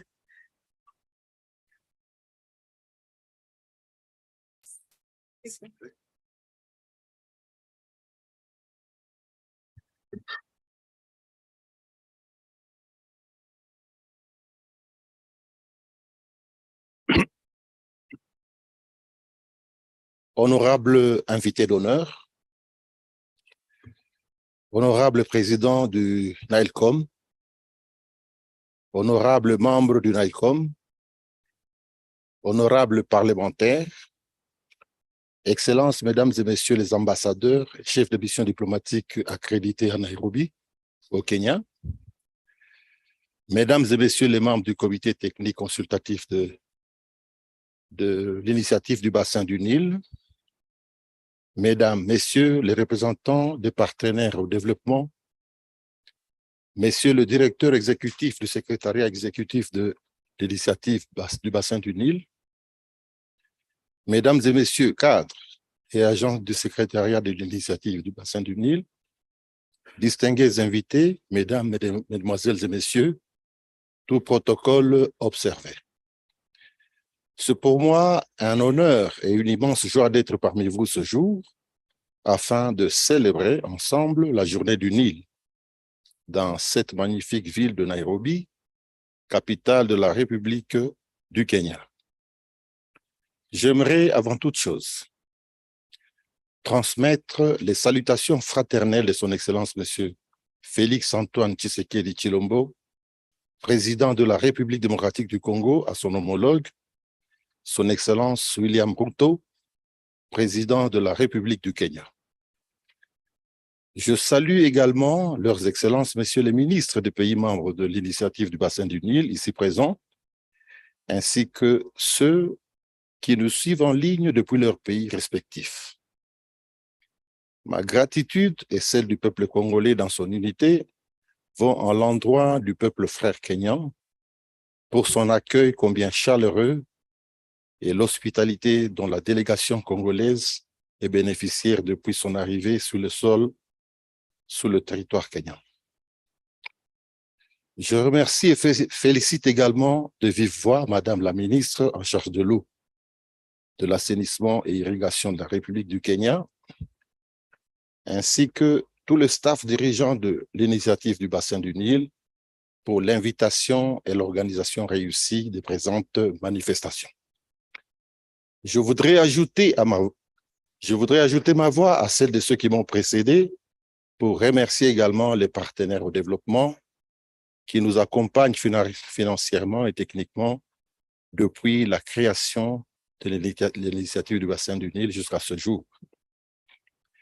Honorables Excellences, distingués invités, Mesdames, Mesdemoiselles et Messieurs, tout protocole observé, la 17e journée régionale du Nil qui nous rassemble en ces lieux est un événement commémoratif qui rappelle aux uns aux autres l'engagement pris par nos États respectifs le 22 février 1999 à Dar es Salaam, en Tanzanie, de coopérer dans la gestion intégrée des ressources en eau du bassin du fleuve Nil. Il s'agit notamment, 1. D'assurer la durabilité quantitative et qualitative du fleuve Nil, de sorte que ce plan d'eau transfrontalier demeure à même de répondre aux besoins croissants des populations riveraines présentes et futures. 2. D'asseoir et de développer une coopération gagnant-gagnant entre les États du bassin basée sur l'utilisation durable des ressources en eau du bassin et le partage équitable des bénéfices y résultant. Le thème de cette année pour la célébration de la journée régionale du Nil 2023 est approfondir la coopération du Nil, développement durable dans un climat changeant. Parlons du changement climatique. Retenons que la disponibilité des ressources en eau du bassin du Nil dépend intimement de la croissance démographique de la population des États membres, de l'ampleur de la dégradation des eaux et de son environnement. À cela s'ajoute le méfait du changement climatique. Comme à travers le monde, les impacts du changement climatique pour le futur ne sont connus avec précision du fait qu'ils sont caractérisés par des inondations et sécheresses parfois extrêmes, parfois sévères, conduisant à des perturbations et des conflits entre divers usagers des ressources en eau. Il convient de souligner que ces usagers sont soit des individus, soit des industriels, soit des communautés. Ces impacts du changement climatique sur divers usagers des ressources en eau ont des retombées néfastes sur l'économie, la santé, l'agriculture, les infrastructures, bref, sur le circuit global de la vie. Parlons de la coopération. Le fleuve Nil, qui constitue l'épine dorsale de nos États, doit être un espace de paix et de coopération entre communautés et aussi entre États et non un espace de conflit entre pays voisins dans l'enceinte même du bassin du Nil. Cette coopération qui devait conduire vers la paix dans le bassin du Nil expose malheureusement nos pays à des conflits armés soutenus par certains États voisins et même des États voisins de membres de l'IBN, de l'initiative du bassin du Nil. Le conflit armé que mon pays endure en ce jour, ces derniers temps, dans la partie portion du Nil qui nous revient, devait interpeller cette famille initiative du bassin du Nil, car ceux-là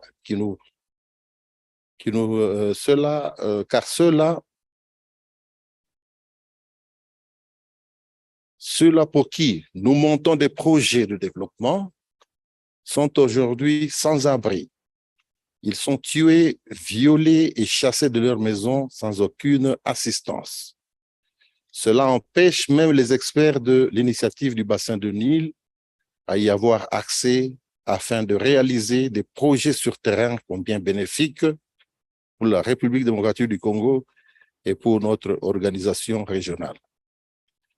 Devant cette insécurité persistante, la démarche du chef de l'État congolais a trouvé une solution pacifique avec l'appui de certains de ses collègues de l'EAC, la East African Community, ne devait pas être considérée comme une faiblesse, mais plutôt comme une sagesse africaine. Ceux d'entre voisins de la RDC qui trouvent fortune et plaisir dans le soutien des groupes armés terroristes d'aujourd'hui vont un jour le regretter et observer de manière impuissante la destruction complète de leurs rêves. En ce qui concerne les contributions des États pour son bon fonctionnement, nous avons l'obligation de contribuer et d'appuyer nos arriérés. Mon pays, la République démocratique du Congo, en est conscient. Je tiens donc à rassurer que l'élan que nous avons pris en payant partiellement nos arriérés de contribution sera soutenu jusqu'à l'apurement total de nos dettes. Pour revenir aux problèmes qui se posent actuellement dans la partie nord du bassin du Nil, il est intimement lié à la disposition de l'eau nécessaire pour satisfaire divers usages. Mon pays pense que la solution devait venir de la capacité de réfléchir pour satisfaire ces demandes, en contournant les effets négatifs du changement climatique y afférents. À titre de rappel, lors du 29e réunion du Nile Com, tenue à Djouba, Son Excellence Madame le vice-premier ministre, ministre de l'Environnement et Développement durable de la République démocratique du Congo, avait proposé que nos experts réfléchissent sur la possibilité d'un apport supplémentaire d'eau dans le Nil. En effet, la République démocratique du Congo, qui se positionne comme pays solution avec une pluviométrie intense, propose la collecte des eaux de pluie dans la partie du bassin, notamment en RDC et en Ouganda, pour alimenter les pays du Nord via le lac Albert. Ce travail, qui prendra un peu de temps, mettra en contribution plusieurs experts de diverses disciplines pour une solution durable en faveur des pays en aval. Cette idée de projet, une fois acceptée et réalisée, verra un retour de la paix, la création d'emplois, l'amélioration des conditions de vie des populations dans la région des Grands Lacs, ainsi que l'éradication des tensions et conflits entre pays situés en aval, Égypte, Éthiopie et Soudan. La réflexion proposée, ainsi soutenue par la République démocratique du Congo, vous laisse voir clairement l'importance d'un compromis dans la gestion et l'utilisation des ressources en eau du bassin du Nil. Par ailleurs, l'avantage que nous aurons à réaliser un tel projet aussi coûteux est que les eaux de pluie qui ont un caractère spontané ne sont pas des eaux conventionnelles comme les eaux des rivières et des lacs qui sont assujetties à une législation. Par contre, elles sont gaspillées et causent d'énormes désastres dans nos agglomérations. Nous devons donc choisir entre patienter pour une solution durable et prendre les risques inutiles d'un conflit lié à l'eau aux contours mal connus dans l'ensemble des États du bassin du Nil. Honorable invité d'honneur, honorable président du NILCOM, honorable membre du Nil, honorables parlementaires, excellences, mesdames et messieurs, les ambassadeurs et des missions diplomatiques, mesdames et messieurs les membres du comité technique consultatif de l'initiation du bassin du Nil, mesdames et messieurs les représentants des partenaires au développement, messieurs le directeur exécutif du secrétariat exécutif de l'initiative du bassin du Nil, mesdames et messieurs cadres et agents de l'initiative du bassin du Nil, distingués invités, mesdames, mesdemoiselles et messieurs, tout protocole observé.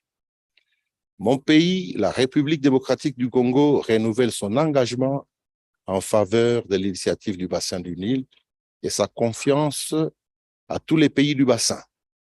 Il reste déterminé à apurer ses arriérés de contributions à l'initiative du bassin du Nil, conformément aux engagements pris afin de permettre à notre organisation de fonctionner correctement. Que vive la journée régionale du Nil, que vive l'initiative du bassin du Nil, je vous remercie.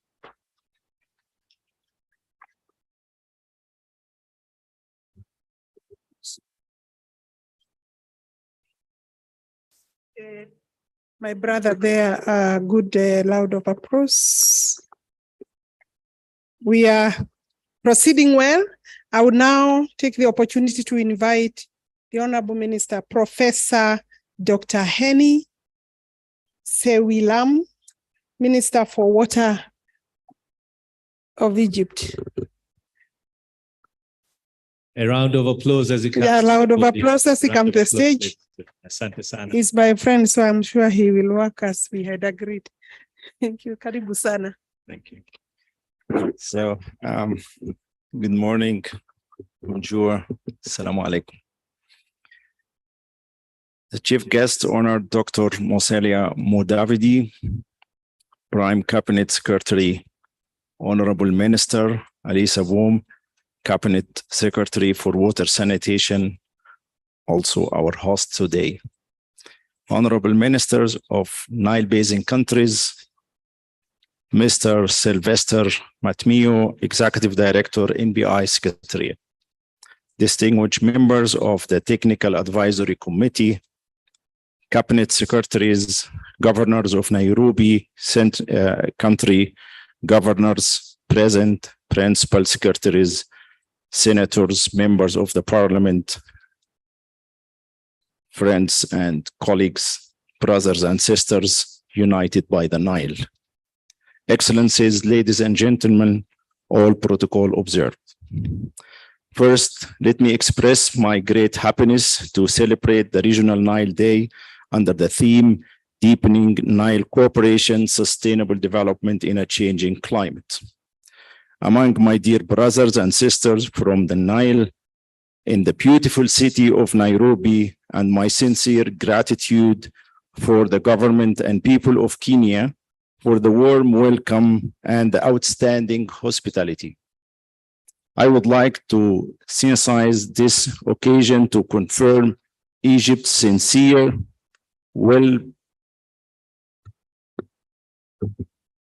and determination to build upon what we have started in 1999, putting aside all the challenges and misunderstandings that might hinder our regional cooperation, and to confirm that sustainable development in the region is severely curtailed and peace and security become at risk if transboundary water cooperation is not achieved within the context of inclusiveness, goodwill, and under the guidance of international water law guiding principles. Therefore, Egypt has always committed itself to adopt the spirit of cooperation and to overcome all challenges in the basin, promoting win-win solutions and cooperation for the benefit of our people.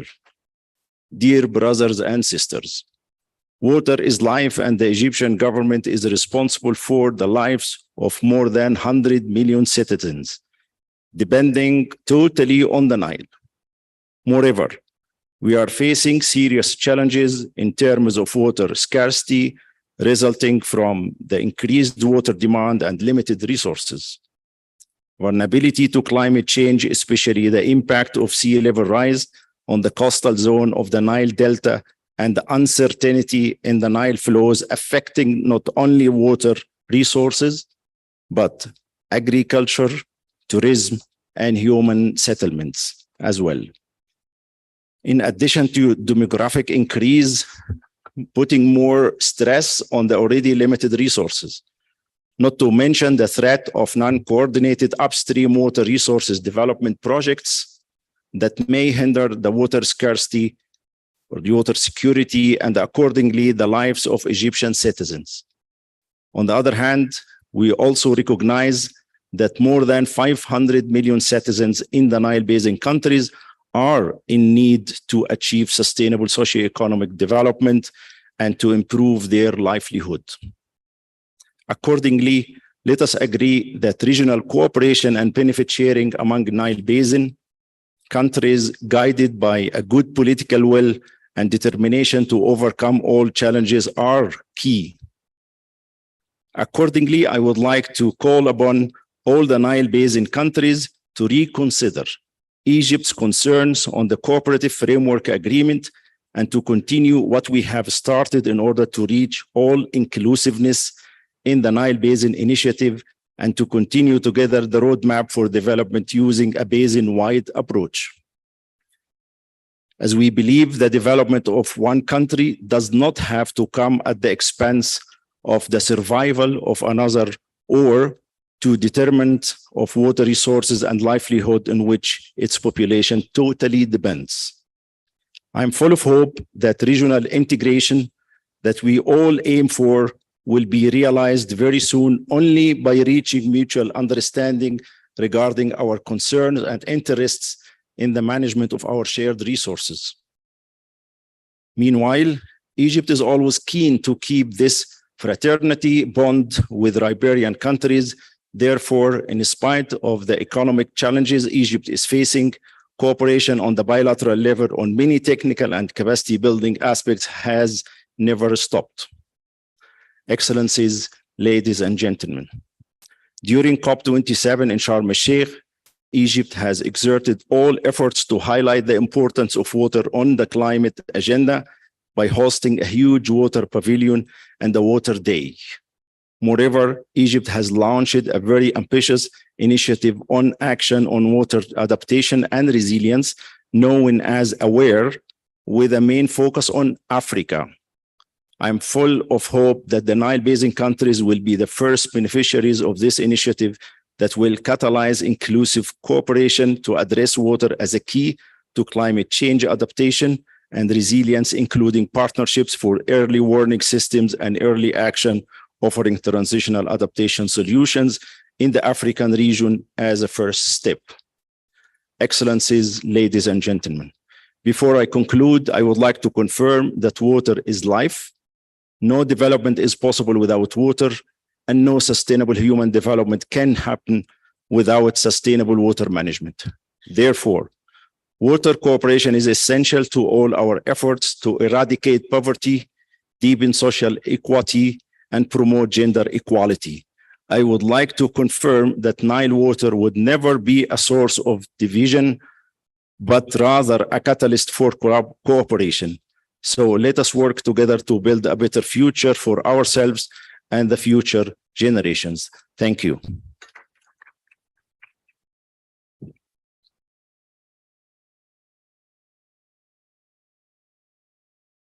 Ladies and gentlemen, Your Excellencies, allow me now to alter the program slightly and give guest so that he can, as I had told you, we are struggling with the schedule of time, and allow our chief guest, the Honorable Musalia Mudavadi, to come and address us, because we still need to hear him as he addresses this specific issue. You are most welcome, the Prime Cabinet Secretary of the Republic of Kenya. Kindly come forward. A big round of applause. Thank you very much. Thank you, Madam Alice Wahome, the Cabinet Secretary for Water and Irrigation. Distinguished ministers from all the countries represented here today, the ambassadors and high commissioners, Your Excellencies, ladies and gentlemen. I really apologize for this adjustment to the program. I'd like to be present to hear all the ministerial statements, but please bear with us. I am required to also join the president at another function. But you are indeed most welcome, and I just want to highlight that this is a very important day for us. So I'll make my remarks. I am honored to join you today as we mark the 17th Nile Day celebration. This important day was set aside as a commemoration of the establishment of the Nile Basin Initiative on 22nd February 1999 in Dar es Salaam, Tanzania. The Nile Valley has been a center of civilization for over 5,000 years, during which it has been at the center of technological advancement and cultural diversity. The Nile Basin is home to world-class environmental assets, the River Nile, the longest river in the world, Lake Victoria, the second largest freshwater lake in the world, and the Sud wetlands in South Sudan. In addition, the Nile water resource is central to the socioeconomic livelihoods of the people of the Nile Basin countries. The livelihoods include water for domestic, livestock, irrigation, and hydropower industries, wildlife, recreation, and environmental concerns. However, because of increasing population and user demands, the Nile Basin is a water-scarce region. Over 80% of river flow originates from a small part of the basin, and that is now prone to regular climate extremes. Populations and economies are growing fast, urbanization is increasing, resulting in increased water demand and declining per capita water availability. These increasing demands must be mitigated because the water resource is not elastic. Hence the need to share the increasing scarcity of Nile water equitably among the Nile Basin countries. Still, the Nile water resources are a key driver for our socioeconomic development as well as environmental sustainability and ought to be a priority in our national planning processes. This caution is backed by A, increasing environmental degradation that is compromising water quality and the ecosystem loss. B, improper management of the shared water resource will result in conflicts among various water users within the Nile Basin region. To avert environmental degradations and enhance water availability, we are called upon to develop catchment management plans. In Kenya, such plans for sustainable management and development of water resources are the implementation stage and will benefit the region. Therefore, Kenya calls for the integration of the political goodwill with economic and social institutions to achieve equitable utilization, at the same time minimize potential risks of conflicts in the process of securing sustainability of water resources. Ladies and gentlemen, it bears reminding ourselves that Nile Basin countries are experiencing the devastating effect of climate change. Climate change is being felt on use of transboundary water across the African continent. Climate change is causing more droughts than initially anticipated. Conflict by competing user rights threaten not only internal stability of nations, but have also the potential of affecting relations between nations. Currently, in some parts of Kenya, experiencing prolonged droughts have seen intercommunal conflicts. Urban cities, too, are not spared of conflict, where water scarcity has led to water rationing, receding water levels due to high evaporation, and excess withdrawal are exposing water storage infrastructure, such as dams and aquifers, to vandalism. This has reminded us to revisit coping measures, such as adequate harvesting of floodwaters during increasingly sparse rainy seasons. But not all is lost. The Nile Basin has great transformative potential for socioeconomic development and human prosperity. A rapidly changing population dynamics means a younger population seeking opportunities in cities. More densely populated urban areas will provide the incentive for more cost-efficient water and other infrastructure that includes health services and electricity supply. Compared to this demographic reality, access to electricity in the Nile Basin region is very low compared to other developing countries. Electricity supply in most Nile countries continues to be inadequate, unreliable, and expensive. Power is generally too expensive for the majority low and middle income consumers. Ladies and gentlemen, nonetheless, the basin has huge untapped potential for hydropower, generation and power trade, food production, navigation, and intra-basin trade in agriculture. While we depend on rain-fed agriculture, which is highly variable and unreliable, use of Nile waters for irrigation in most of the Nile Basin countries is currently low. The result is high levels of food insecurity, high incidences of famine, and a reliance on expensive imported food from outside Africa. Again, on this one, not all is lost. There are efforts made by the Nile Basin Initiative in developing over 130 investment projects, which can benefit up to 30 million inhabitants of the Nile Basin. In this regard, Kenya is set to benefit from projects, among them the ongoing Angololo Transboundary Multipurpose Water Resource Development project between Kenya and Uganda. Once implemented fully, the project will provide a domestic water supply, water for hydropower, and increase irrigated agriculture of 3,300 hectares of land, of which 1,800 are in Kenya and 2,120 in Uganda. All this mean employment creation. There's also the second project that is significant to Kenya and the Nile member states, the Regional Nile Basin Hydromet Monitoring Project, launched in Kenya during the 27th Nile Council of Ministers in 2017. It is set to facilitate timely data collection, management, and use. These benefits will address the significant water resource challenges in the basin, such as climate change.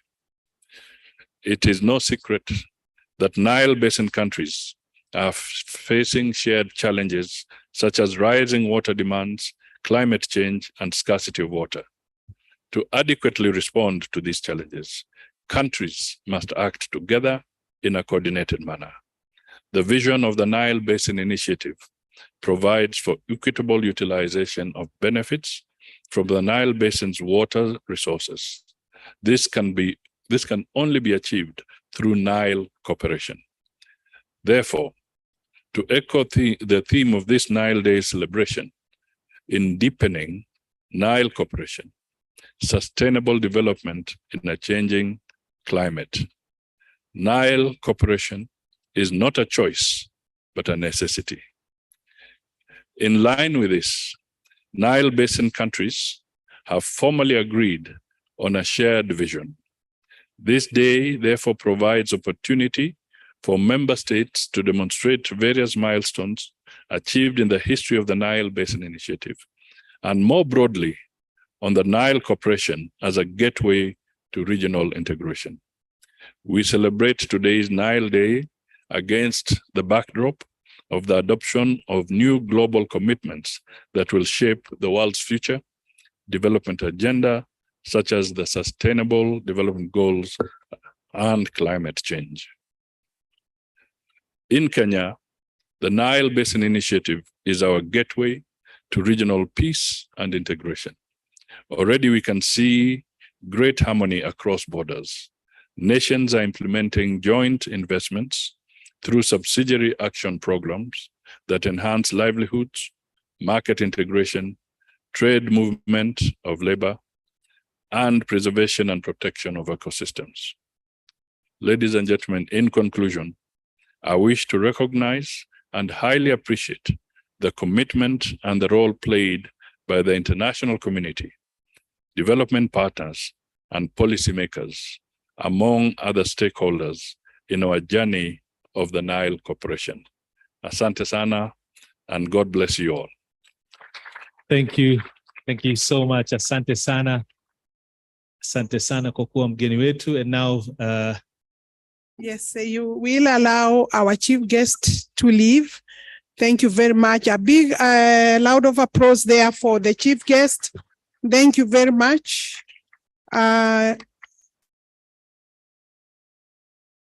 Yes.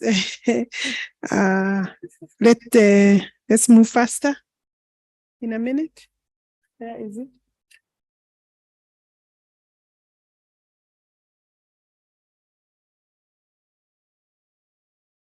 asante sana. Waziri Mkuu wa Mawaziri, the Honorable Prime Cabinet Secretary, we would like you to remember this day. The steering committee of the Nile Basin Initiative would like to send you back with a wonderful plaque about the remembrance about this day. Remember, it's a birthday for Nile Basin Initiative, February 22nd, Nile Day 2023. Makofi tafadhali, a round of applause. Thank you so much for your kindness. Thank you so much for gracing this occasion. Asante sana. And we'll continue, ladies and gentlemen, distinguished guests. We have quite a number of keynote addresses to listen to. As we allow the Honorable Prime Cabinet Secretary to leave to attend to other national issues, we would like to ask you all to remain seated and to remind all the dignitaries, especially— Yes, our PS will, you are continuing with some announcement? We'll lead the door to make our guest feel comfortable as he leaves. Yeah, thank you very much. We will continue with the program. And I will therefore ask Dr. Habatamu Itefa, or Itefa, the Honorable Minister for Water, Ethiopia. I hope I got that right. If I didn't, I will accept a penalty. Thank you very much. Karibu sana.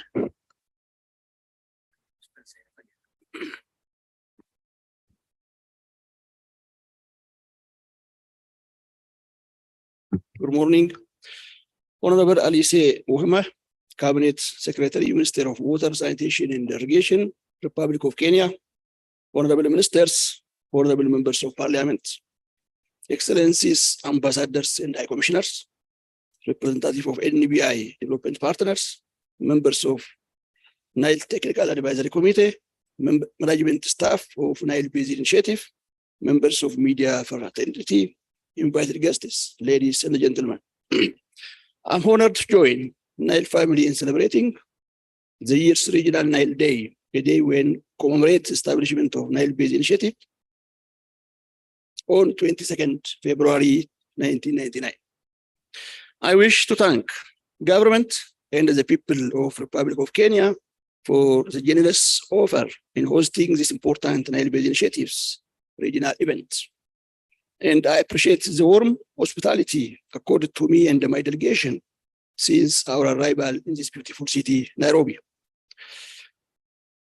Honorable guests, ministers, excellencies, ladies, gentlemen, the Nile Basin Initiative has achieved commendable results during its existence of the 2 decades. It is 3 centers located in different countries of its member states have been working hard on the required knowledge base, policies, guidelines, and strategies for robust scientific transboundary water resource planning, development, and management. Nevertheless, while these achievements are significant, the Nile Corporation has a long road to traverse. We are children of Nile who share the same water among each other. As a Nile family, we shall give due consideration and concern to the current demand of ever-growing population in each respective member states, while our water resource remains the same or even decreasing in its availability due to scarcity or probably quality. These developments, which each member state demand for its growing population, is very basic as human being. As we know, access to drinking water, electricity, and better livelihood.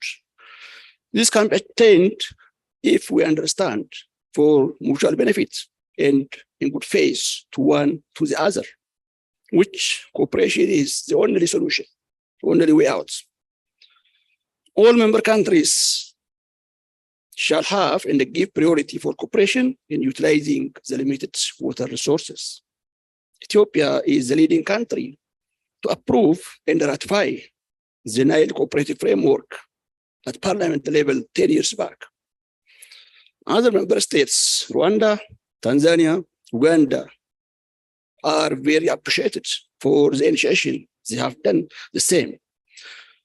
As one of the member state countries pushing for cooperative agreement for well-being of citizens and equal right to access and utilization of the limited water source in each sovereign country in due consideration to the mutual benefit of riparian nations, we are grateful to all countries who has ratified the CFA.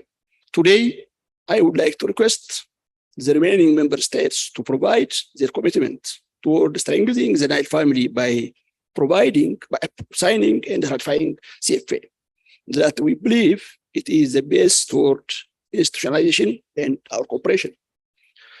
Besides signing CFA, we Ethiopians are showing our commitment by taking meaningful action on ground through timely effecting country contribution for intro, actively engaged in Nile TAC, income, INSAPT, and other technical level engagements.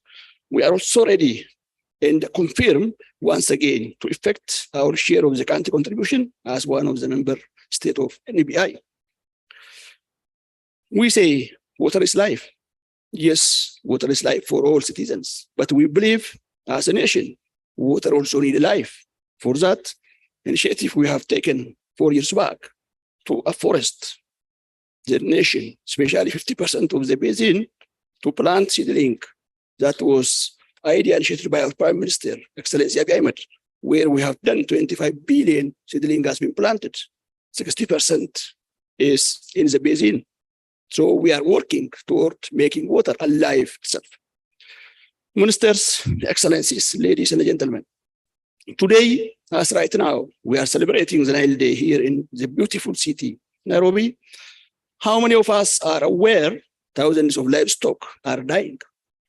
Hundreds of citizens are displaced per day due to drought in southern Ethiopia, and most probably in Kenya and Somalia as well.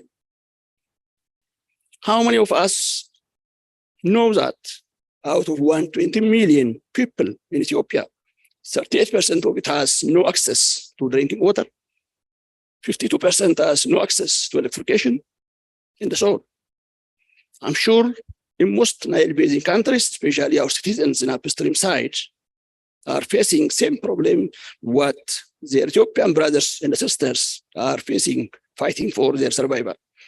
Thus, let us be serious and team of action as Nile family to cooperate in good faith to one another in such a way that the potential in each member state can be exploited and shared among riparian countries.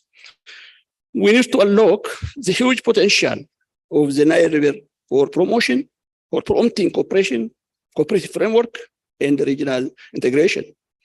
The hydropower potential of the Nile can provide sufficient generation to build the regional power trade market. If we can exploit our hydropower potential and share among our neighbors, where decarbonization through green energy supply in the region will be achieved, which can be plus for us to mobilize additional resources in the basin. Our region also has to cope and live with more frequent extreme events, prolonged droughts or floods, either of which will be catastrophic to our most vulnerable communities. Development of water infrastructure to regulate that catastrophic flood and change it to productive use through water-saving irrigation technologies can satisfy the food security problem, which we are facing among member states today. Ministers, colleagues, and all invited guests, development partners, unlocking the development potential of the Nile and getting the benefits of regional integration, however, requires commitment on the part of member states to deepen cooperation. In this regard, I find the theme of this year, Regional Nile Day celebration, deepening the Nile cooperation, sustainable development in changing climate, is very appropriate and timely. We, as a nation, committed to work for such theme the goals. Before I conclude my remarks, I would like to reiterate Ethiopia's commitment to deepen the Nile cooperation. Thank you very much. God bless Africa. God bless Kenya. Thank you, Asante Sana. Thank you. Thank you for those very good comments. We will now go to Rwanda. Ambassador, Your Excellency, Ambassador Dr. Richard Mazozera of Rwanda. Yes, thank you. Karibu sana. Your Excellency, the Honorable Cabinet Secretary for Water, Sanitation and Irrigation, Honorable Alice Mudhoni Wahome, other esteemed members of the Nile Council of Ministers, members of the Diplomatic Corps, TSC members, development partners, the Executive Director of the Nile Basin Initiative, distinguished guests, all protocol observed, ladies and gentlemen. On behalf of Dr. Jean d'Arc Mujamaria, the Minister of Environment of the Republic of Rwanda and NileCom member, I am honored to join you for the Nile Day celebration to commemorate the establishment of the Nile Basin Initiative, which is a key milestone to the Nile Cooperation. This day is an opportunity for Basin citizens to celebrate the benefits of Nile Cooperation and exchange experiences of the cooperative management and development of the shared Nile Basin water and related resource. I commend the choice and selection of the theme, Deepening Nile Cooperation, Sustainable Development in Changing Climate. The theme provides us with another opportunity to highlight the importance of working together to negotiate, agree, and prepare regional investment projects in different sectors for sustainable and cooperative management of the Nile resource. The benefits accruing from managing the river together can be of great help to our people in terms of increased food security, energy production, management of food and drought, as well as better environmental conditions. Furthermore, the benefits generated beyond the river can be far-reaching from wider cooperation in trade and economic integration. Nile Basin Initiative has prepared joint investment projects of regional significance to be implemented by member states. All these projects take into consideration efficient use of the Nile Basin water resources. Rwanda is benefiting from some of the projects such as Regional Rusumo Falls Hydro Water Project, Kagera River Basin Management, Bugesera Transboundary Water Management Project, and the progress on the Regional Transmission Interconnection Project. The said projects are aimed at increasing access to water, energy, and food, while at the same time restoring degraded water catchments that are critical for sustaining the flow of the major Nile tributaries. The greatest challenge we face as riparian states is how to use nature's gift to Africa, the Nile, as a bridge to facilitate cooperation and eventual unity of the people of the Nile Basin. Issues relevant to water resources management deserve strong consideration to achieve sustainable development. It is equally important that within the Nile Basin, we continue strengthening the existing collaborative frameworks along that same drive and establish appropriate measures to ensure that our people enjoy benefits derived from sustainable management of the shared resources. The government of Rwanda remains highly committed to advance the Nile cooperation and will continue to support the Nile Basin Initiative, as it is currently the only platform that brings together the all Nile riparian countries to foster cooperation. I wish to commend the commitment and cooperation of all the Nile Basin Initiative member states, and hoping that this will continue in order to reach our shared vision. Also, I wish to express our appreciation for the good work and efforts being made by the Nile Basin Initiative Secretariat in spearheading the collaborative efforts of the Nile riparian countries. Let me extend our gratitude to our development partners for their valuable support and contribution to the sustainable development of our region. Honorable CS of Kenya, honorable ministers, excellencies, ambassadors, distinguished guests, ladies and gentlemen, as I conclude, I wish to convey my gratitude to the government of Kenya for hosting this event. I thank you all for joining Nile Day celebration. God bless you. Thank you very much for that clap. Let me now invite South Sudan, Paul Maideng or Pa Maideng, the Honorable Minister for Water, South Sudan. Please take the mic. Thank you very much. Let's give him a round of applause as he joins the mic. Thank you.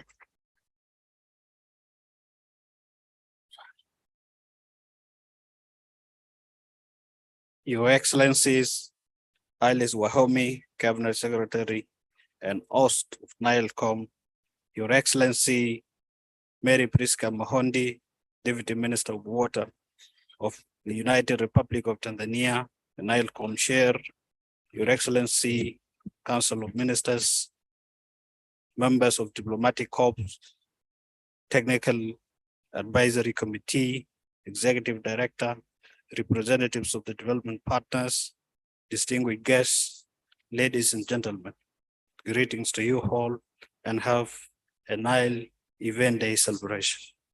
First and foremost, I would like to thank the government and the people of the Republic of Kenya for hosting the 17th anniversary of the Regional Nile Day celebration and for the warm welcome and hospitality accorded to us on our arrival and during our stay in Nairobi. Thanks to NBI Secretariat of Kenya for organizing this Nile Day event under the theme, Deepening Nile Cooperation, Sustainable Development in a Changing Climate. The presence and participation of the NileCom members in this event truly and clearly shows our commitment to equitable and sustainable Nile water resources development, management and utilization, coordination and stakeholders consultation in our drive to put water at the center of growth. I thank you all for your participation. I'd also like to thank our development partners and donor community for their continued support in water resources sector development and in the fights against the climate change.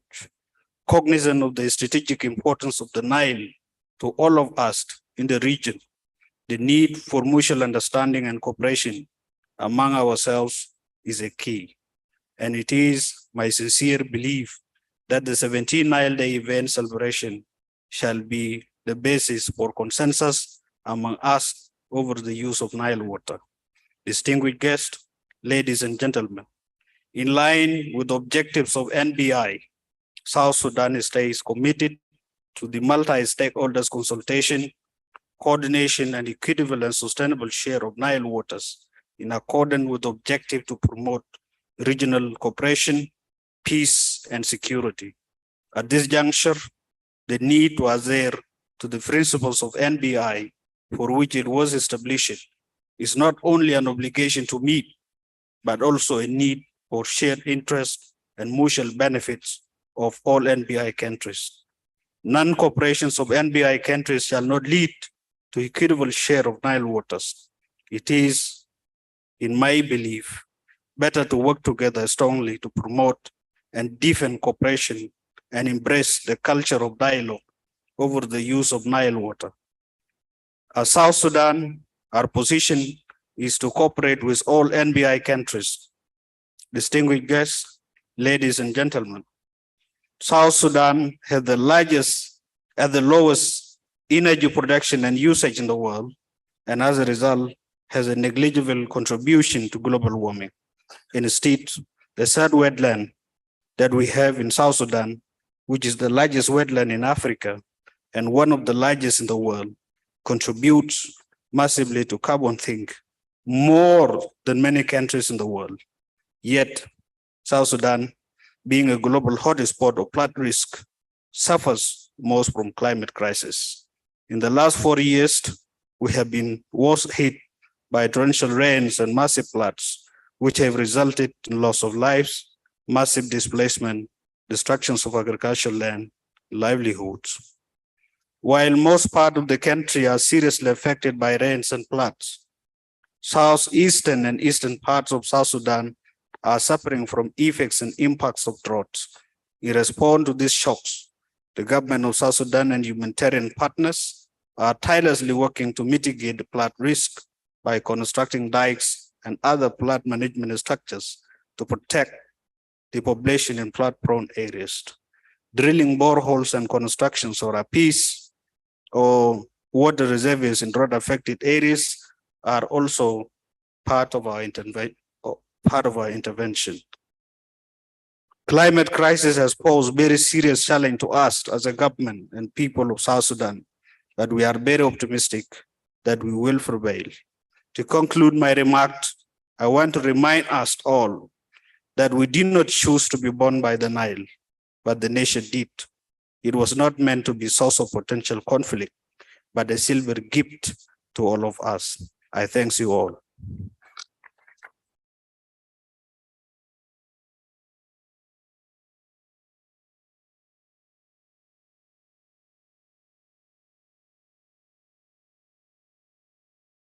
We are doing a little badly in terms of time, so I'm continuing to seek your patience, as we come to the last speakers from the ministers. Then we can now have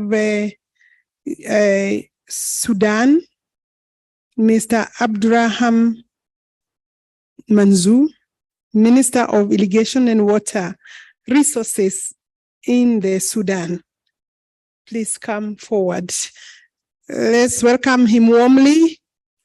Yes, all the way from Sudan. Thank you. Bismillah wassalatu wassalamu ala Rasulillah.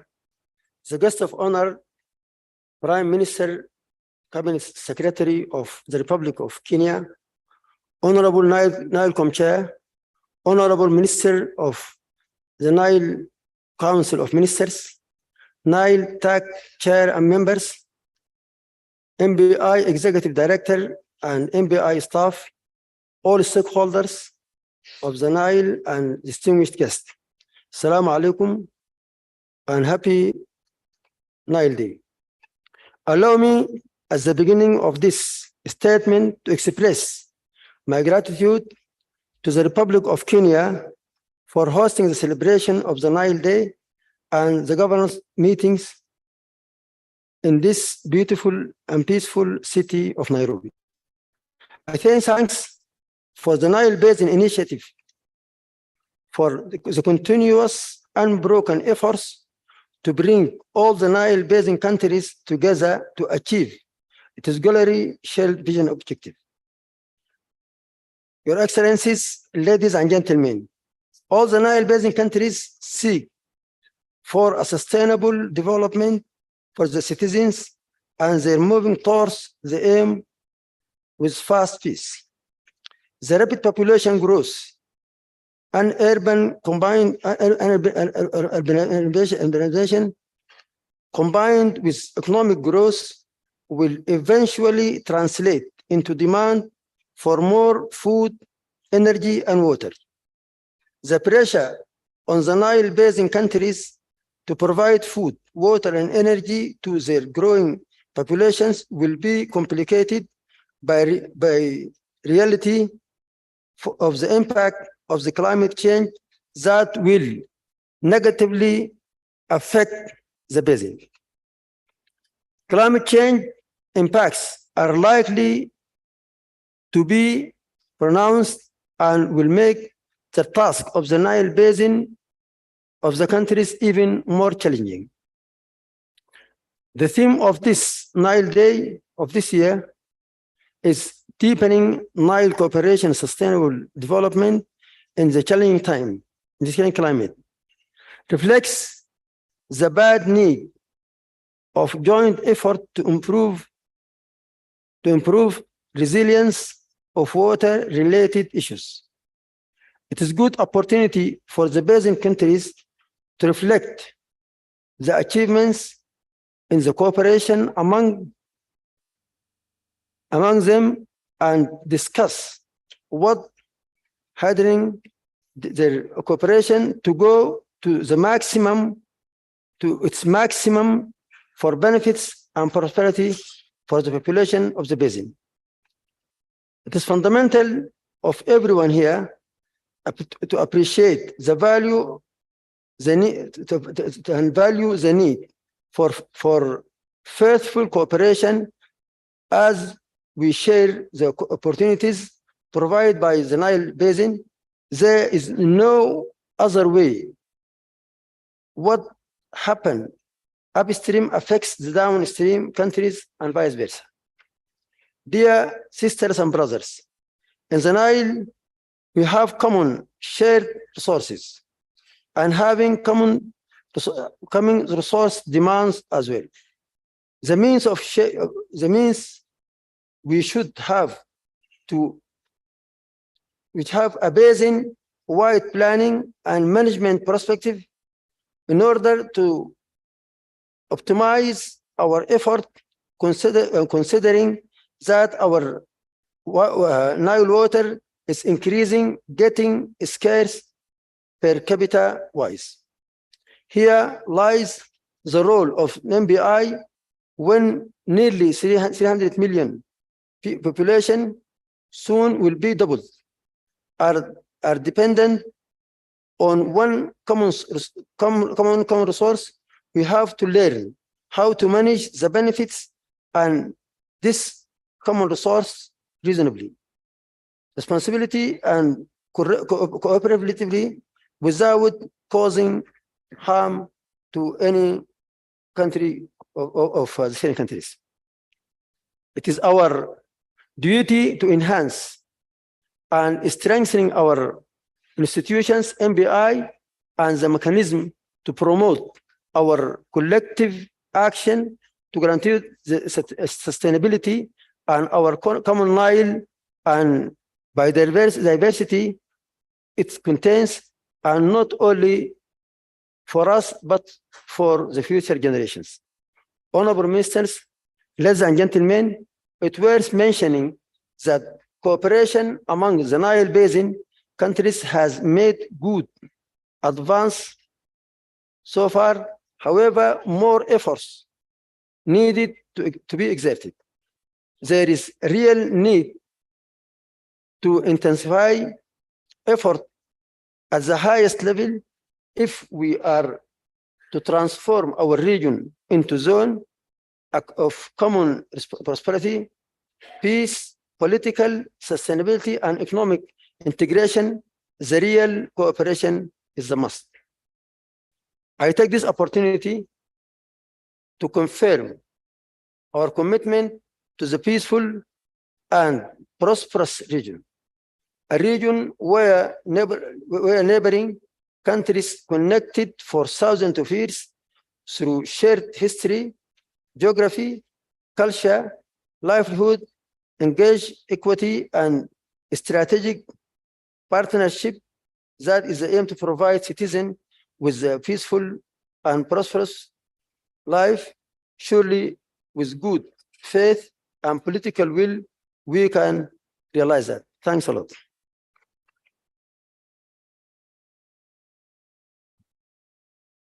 As we continue discussing the deepening of the Nile cooperation, may I now call Honorable Minister for Water and Environment in Uganda, the Honorable Sam Manguso.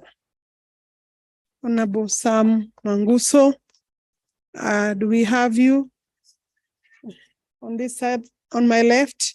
Yes, I thought I had seen him in the morning. He tried to smile at me, I saw in the morning.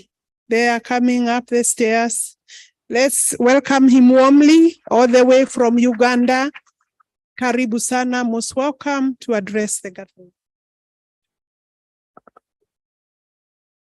Your Excellency Dr. Musalia Mudavadi, who has left, Honorable Alice Wahome, Minister for Water, Honorable Ministers, all government political heads, and the senior government officials, Your Excellencies, the ambassadors and the high commissioners, the Nile TAC, and all NBI staff, representatives of development partners, and friends of River Nile, all invited guests, ladies and gentlemen. It is an honor and a pleasure for me to participate in these regional Nile Day celebrations in this very beautiful city of Nairobi. I bring you warm greetings from the government and the people of the Republic of Uganda. And on behalf of our delegation, I would like to express our deep appreciation to the government and the people of the Republic of Kenya for the warmest hospitality extended to us and for the excellent arrangements that have been made to host this important day. Distinguished delegates and participants, Uganda's position as both a downstream and upstream country in the Nile Basin dictates that we give priority to transboundary cooperation. It is for this reason that Uganda has actively been involved in transboundary water resources management initiatives since independence. Dear colleagues, today marks 23 years since the Nile Basin Initiative was launched in a common pursuit of sustainable development and the management of the shared River Nile water resources. As you have been told, the day's theme is deepening Nile cooperation, sustainable development in a changing climate. This emphasizes the necessity for us to continue in the principles of cooperation and to put in place more pragmatic measures to cope with challenges working against realization of these goals.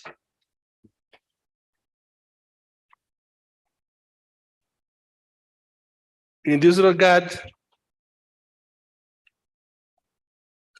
Excellencies, ladies and gentlemen, Uganda is aware of the importance of this theme on the water security of our shared water resources. We firmly adhere and confirm our joint commitment to our Nile cooperation and therefore urge all of us to complete the ratification of the CFA by our countries so as to embark on the establishment of the Nile River Basin Commission.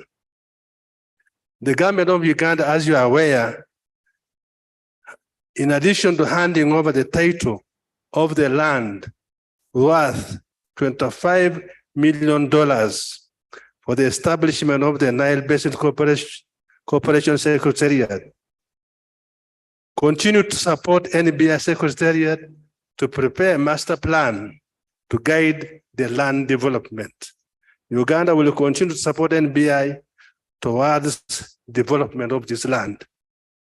I'm informed and pleased to note that to date, we have worked together to prepare, negotiate, and agree in some cases, and in some cases implemented joint investment projects worth more than $6.5 billion. These investments at various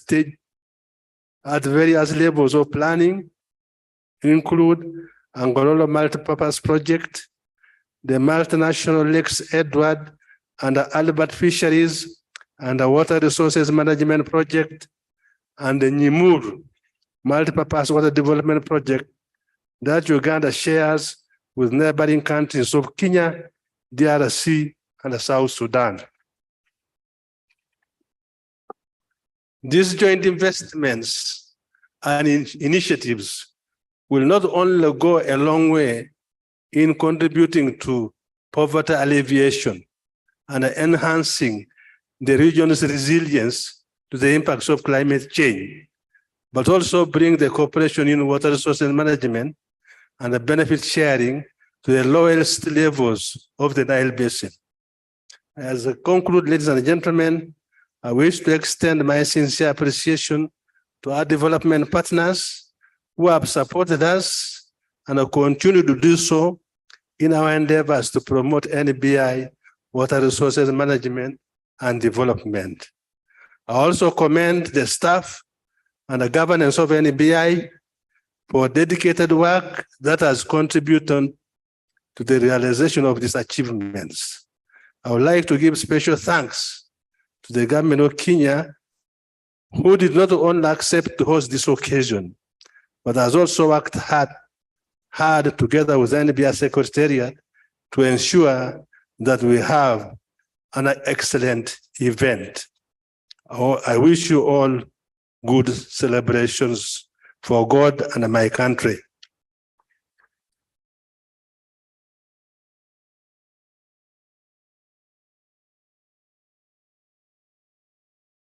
Yes, one more speaker. My sister seated next to me, Engineer Mary Priska Winifred Mahudi. She's the Deputy Minister for Water in Tanzania. She told me she was also a politician, and I'm sure there are many politicians in this room. I won't say who they are because we are now doing a very great job here. Karibu sana, Engineer Mary. I think you can use the podium that side. Welcome her, please, with a good applause. Another one. Good. The lunch is ready, so I'm working very hard to get it. Thank you very much, Your Excellency, Dr. Musalia Mudavadi, Prime Cabinet Secretary of the Republic of Kenya, our chief guest, though he has gone, but he has done a very great job for us.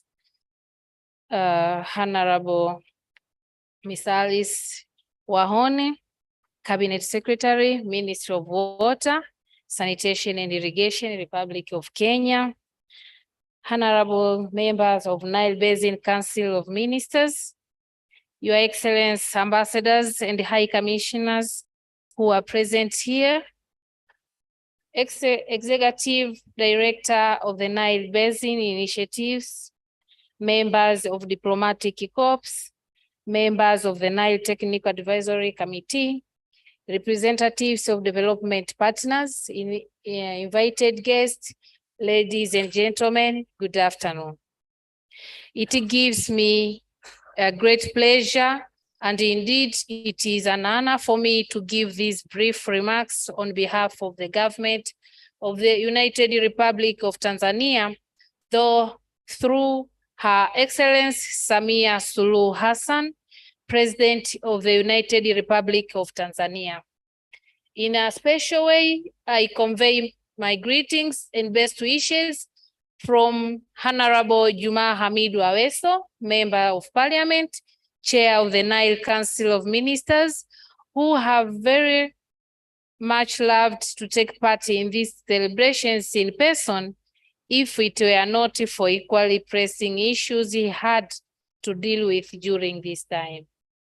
Honorable guest of honor, on behalf of Tanzania delegation, I wish to express our appreciations to the government of Republic of Kenya for the warm hospitality accorded to us since our arrival in this land of this great nation.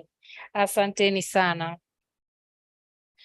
Honorable guest of honor, the United Republic of Tanzania acknowledges and registers the benefits of transboundary water cooperation in Nile Basin and beyond.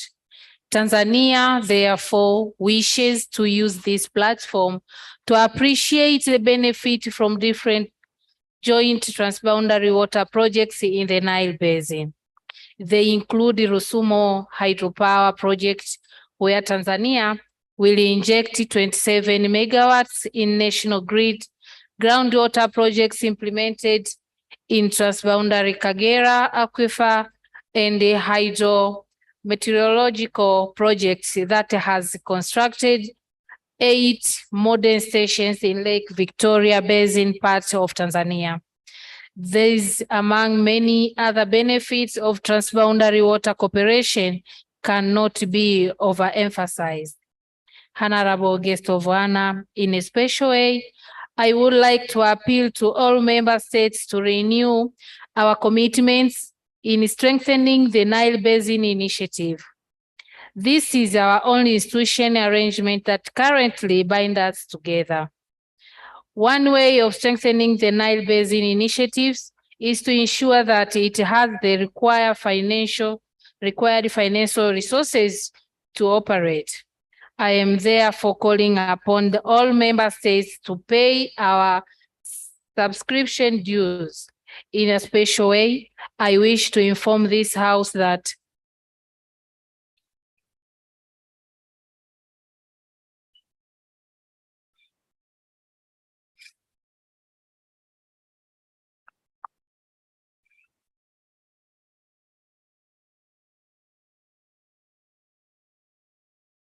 Honorable guest of honor, I wish to reform that the government of the United Republic of Tanzania is mindful of the value of the source water, of the scarce water resources in the Nile Basin. Increasingly, Tanzania is fully aware of the fact that transboundary water cooperation significantly contributes towards economical prosperity and peaceful cooperation in all riparian states. The scarce water resource call for cooperative commitment to ensure optimal and equitable utilization in the common resource, in the common waters. Therefore, having a strong management framework is inevitable and is a stepping stone in order to have a water rescue, a water secure line basin. Honorable guest of honor, it is therefore highly desired for member states to expedite the ratification of the Nile River Basin Cooperation Framework Agreement.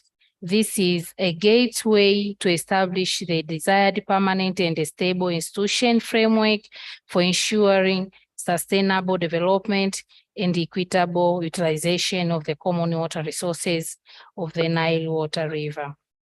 The Nile River Basin Cooperation Framework Agreement and the subsequent Nile Commission should allow for more equitable water use and deepen cooperation among riparian.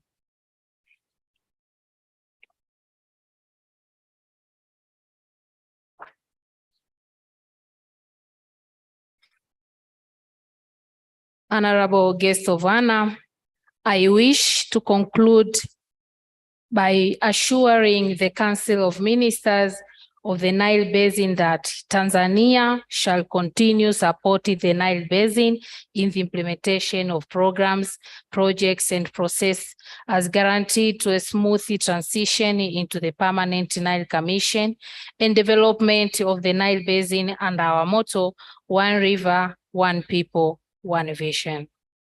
Honorable guest of honor, once again, let me take this opportunity to thank our host for the warm hospitality and successful organization of the 17th Nile Day celebration. May God bless the United Republic of Tanzania. May God bless Nile Basin. May God bless Africa. Thank you for your kind attention. Asanteni sana.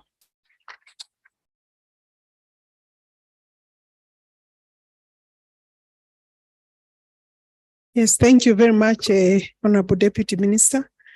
Then allow me now to also give my speech, noting that I should have given it just before the chief guest, but you will indulge so that we can have something from the ministry as the host. The chief guest, Dr. Musalia Mudavadi, the Prime Cabinet Secretary, Nile Council of Ministers, governors present, the principal secretary in my ministry, and those others present,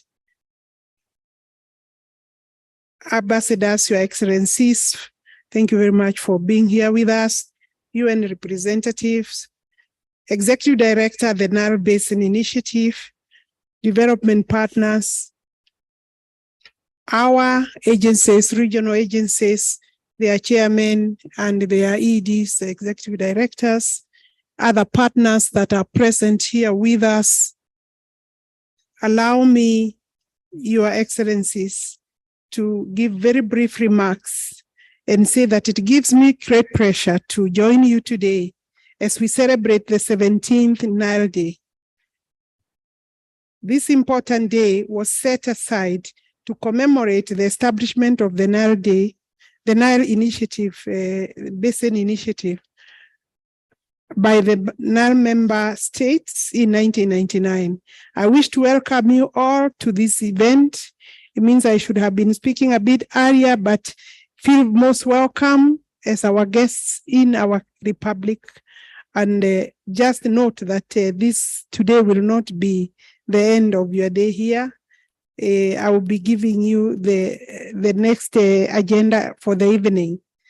I say that we are very privileged to host you all, especially my colleagues, the Council of Ministers for the Nile Basin countries.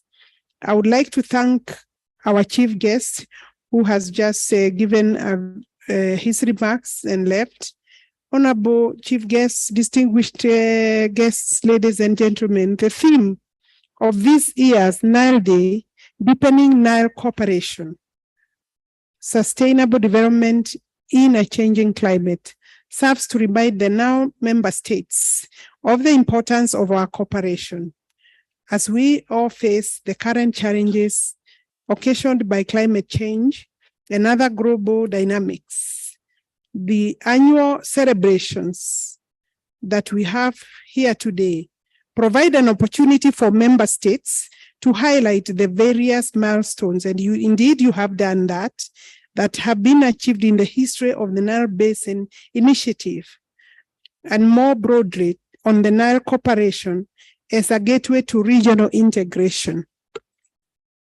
Honorable guests, the practice from all over the world is to inform that is to use shared water resources as a unique medium of cooperation of the nations that share the bodies.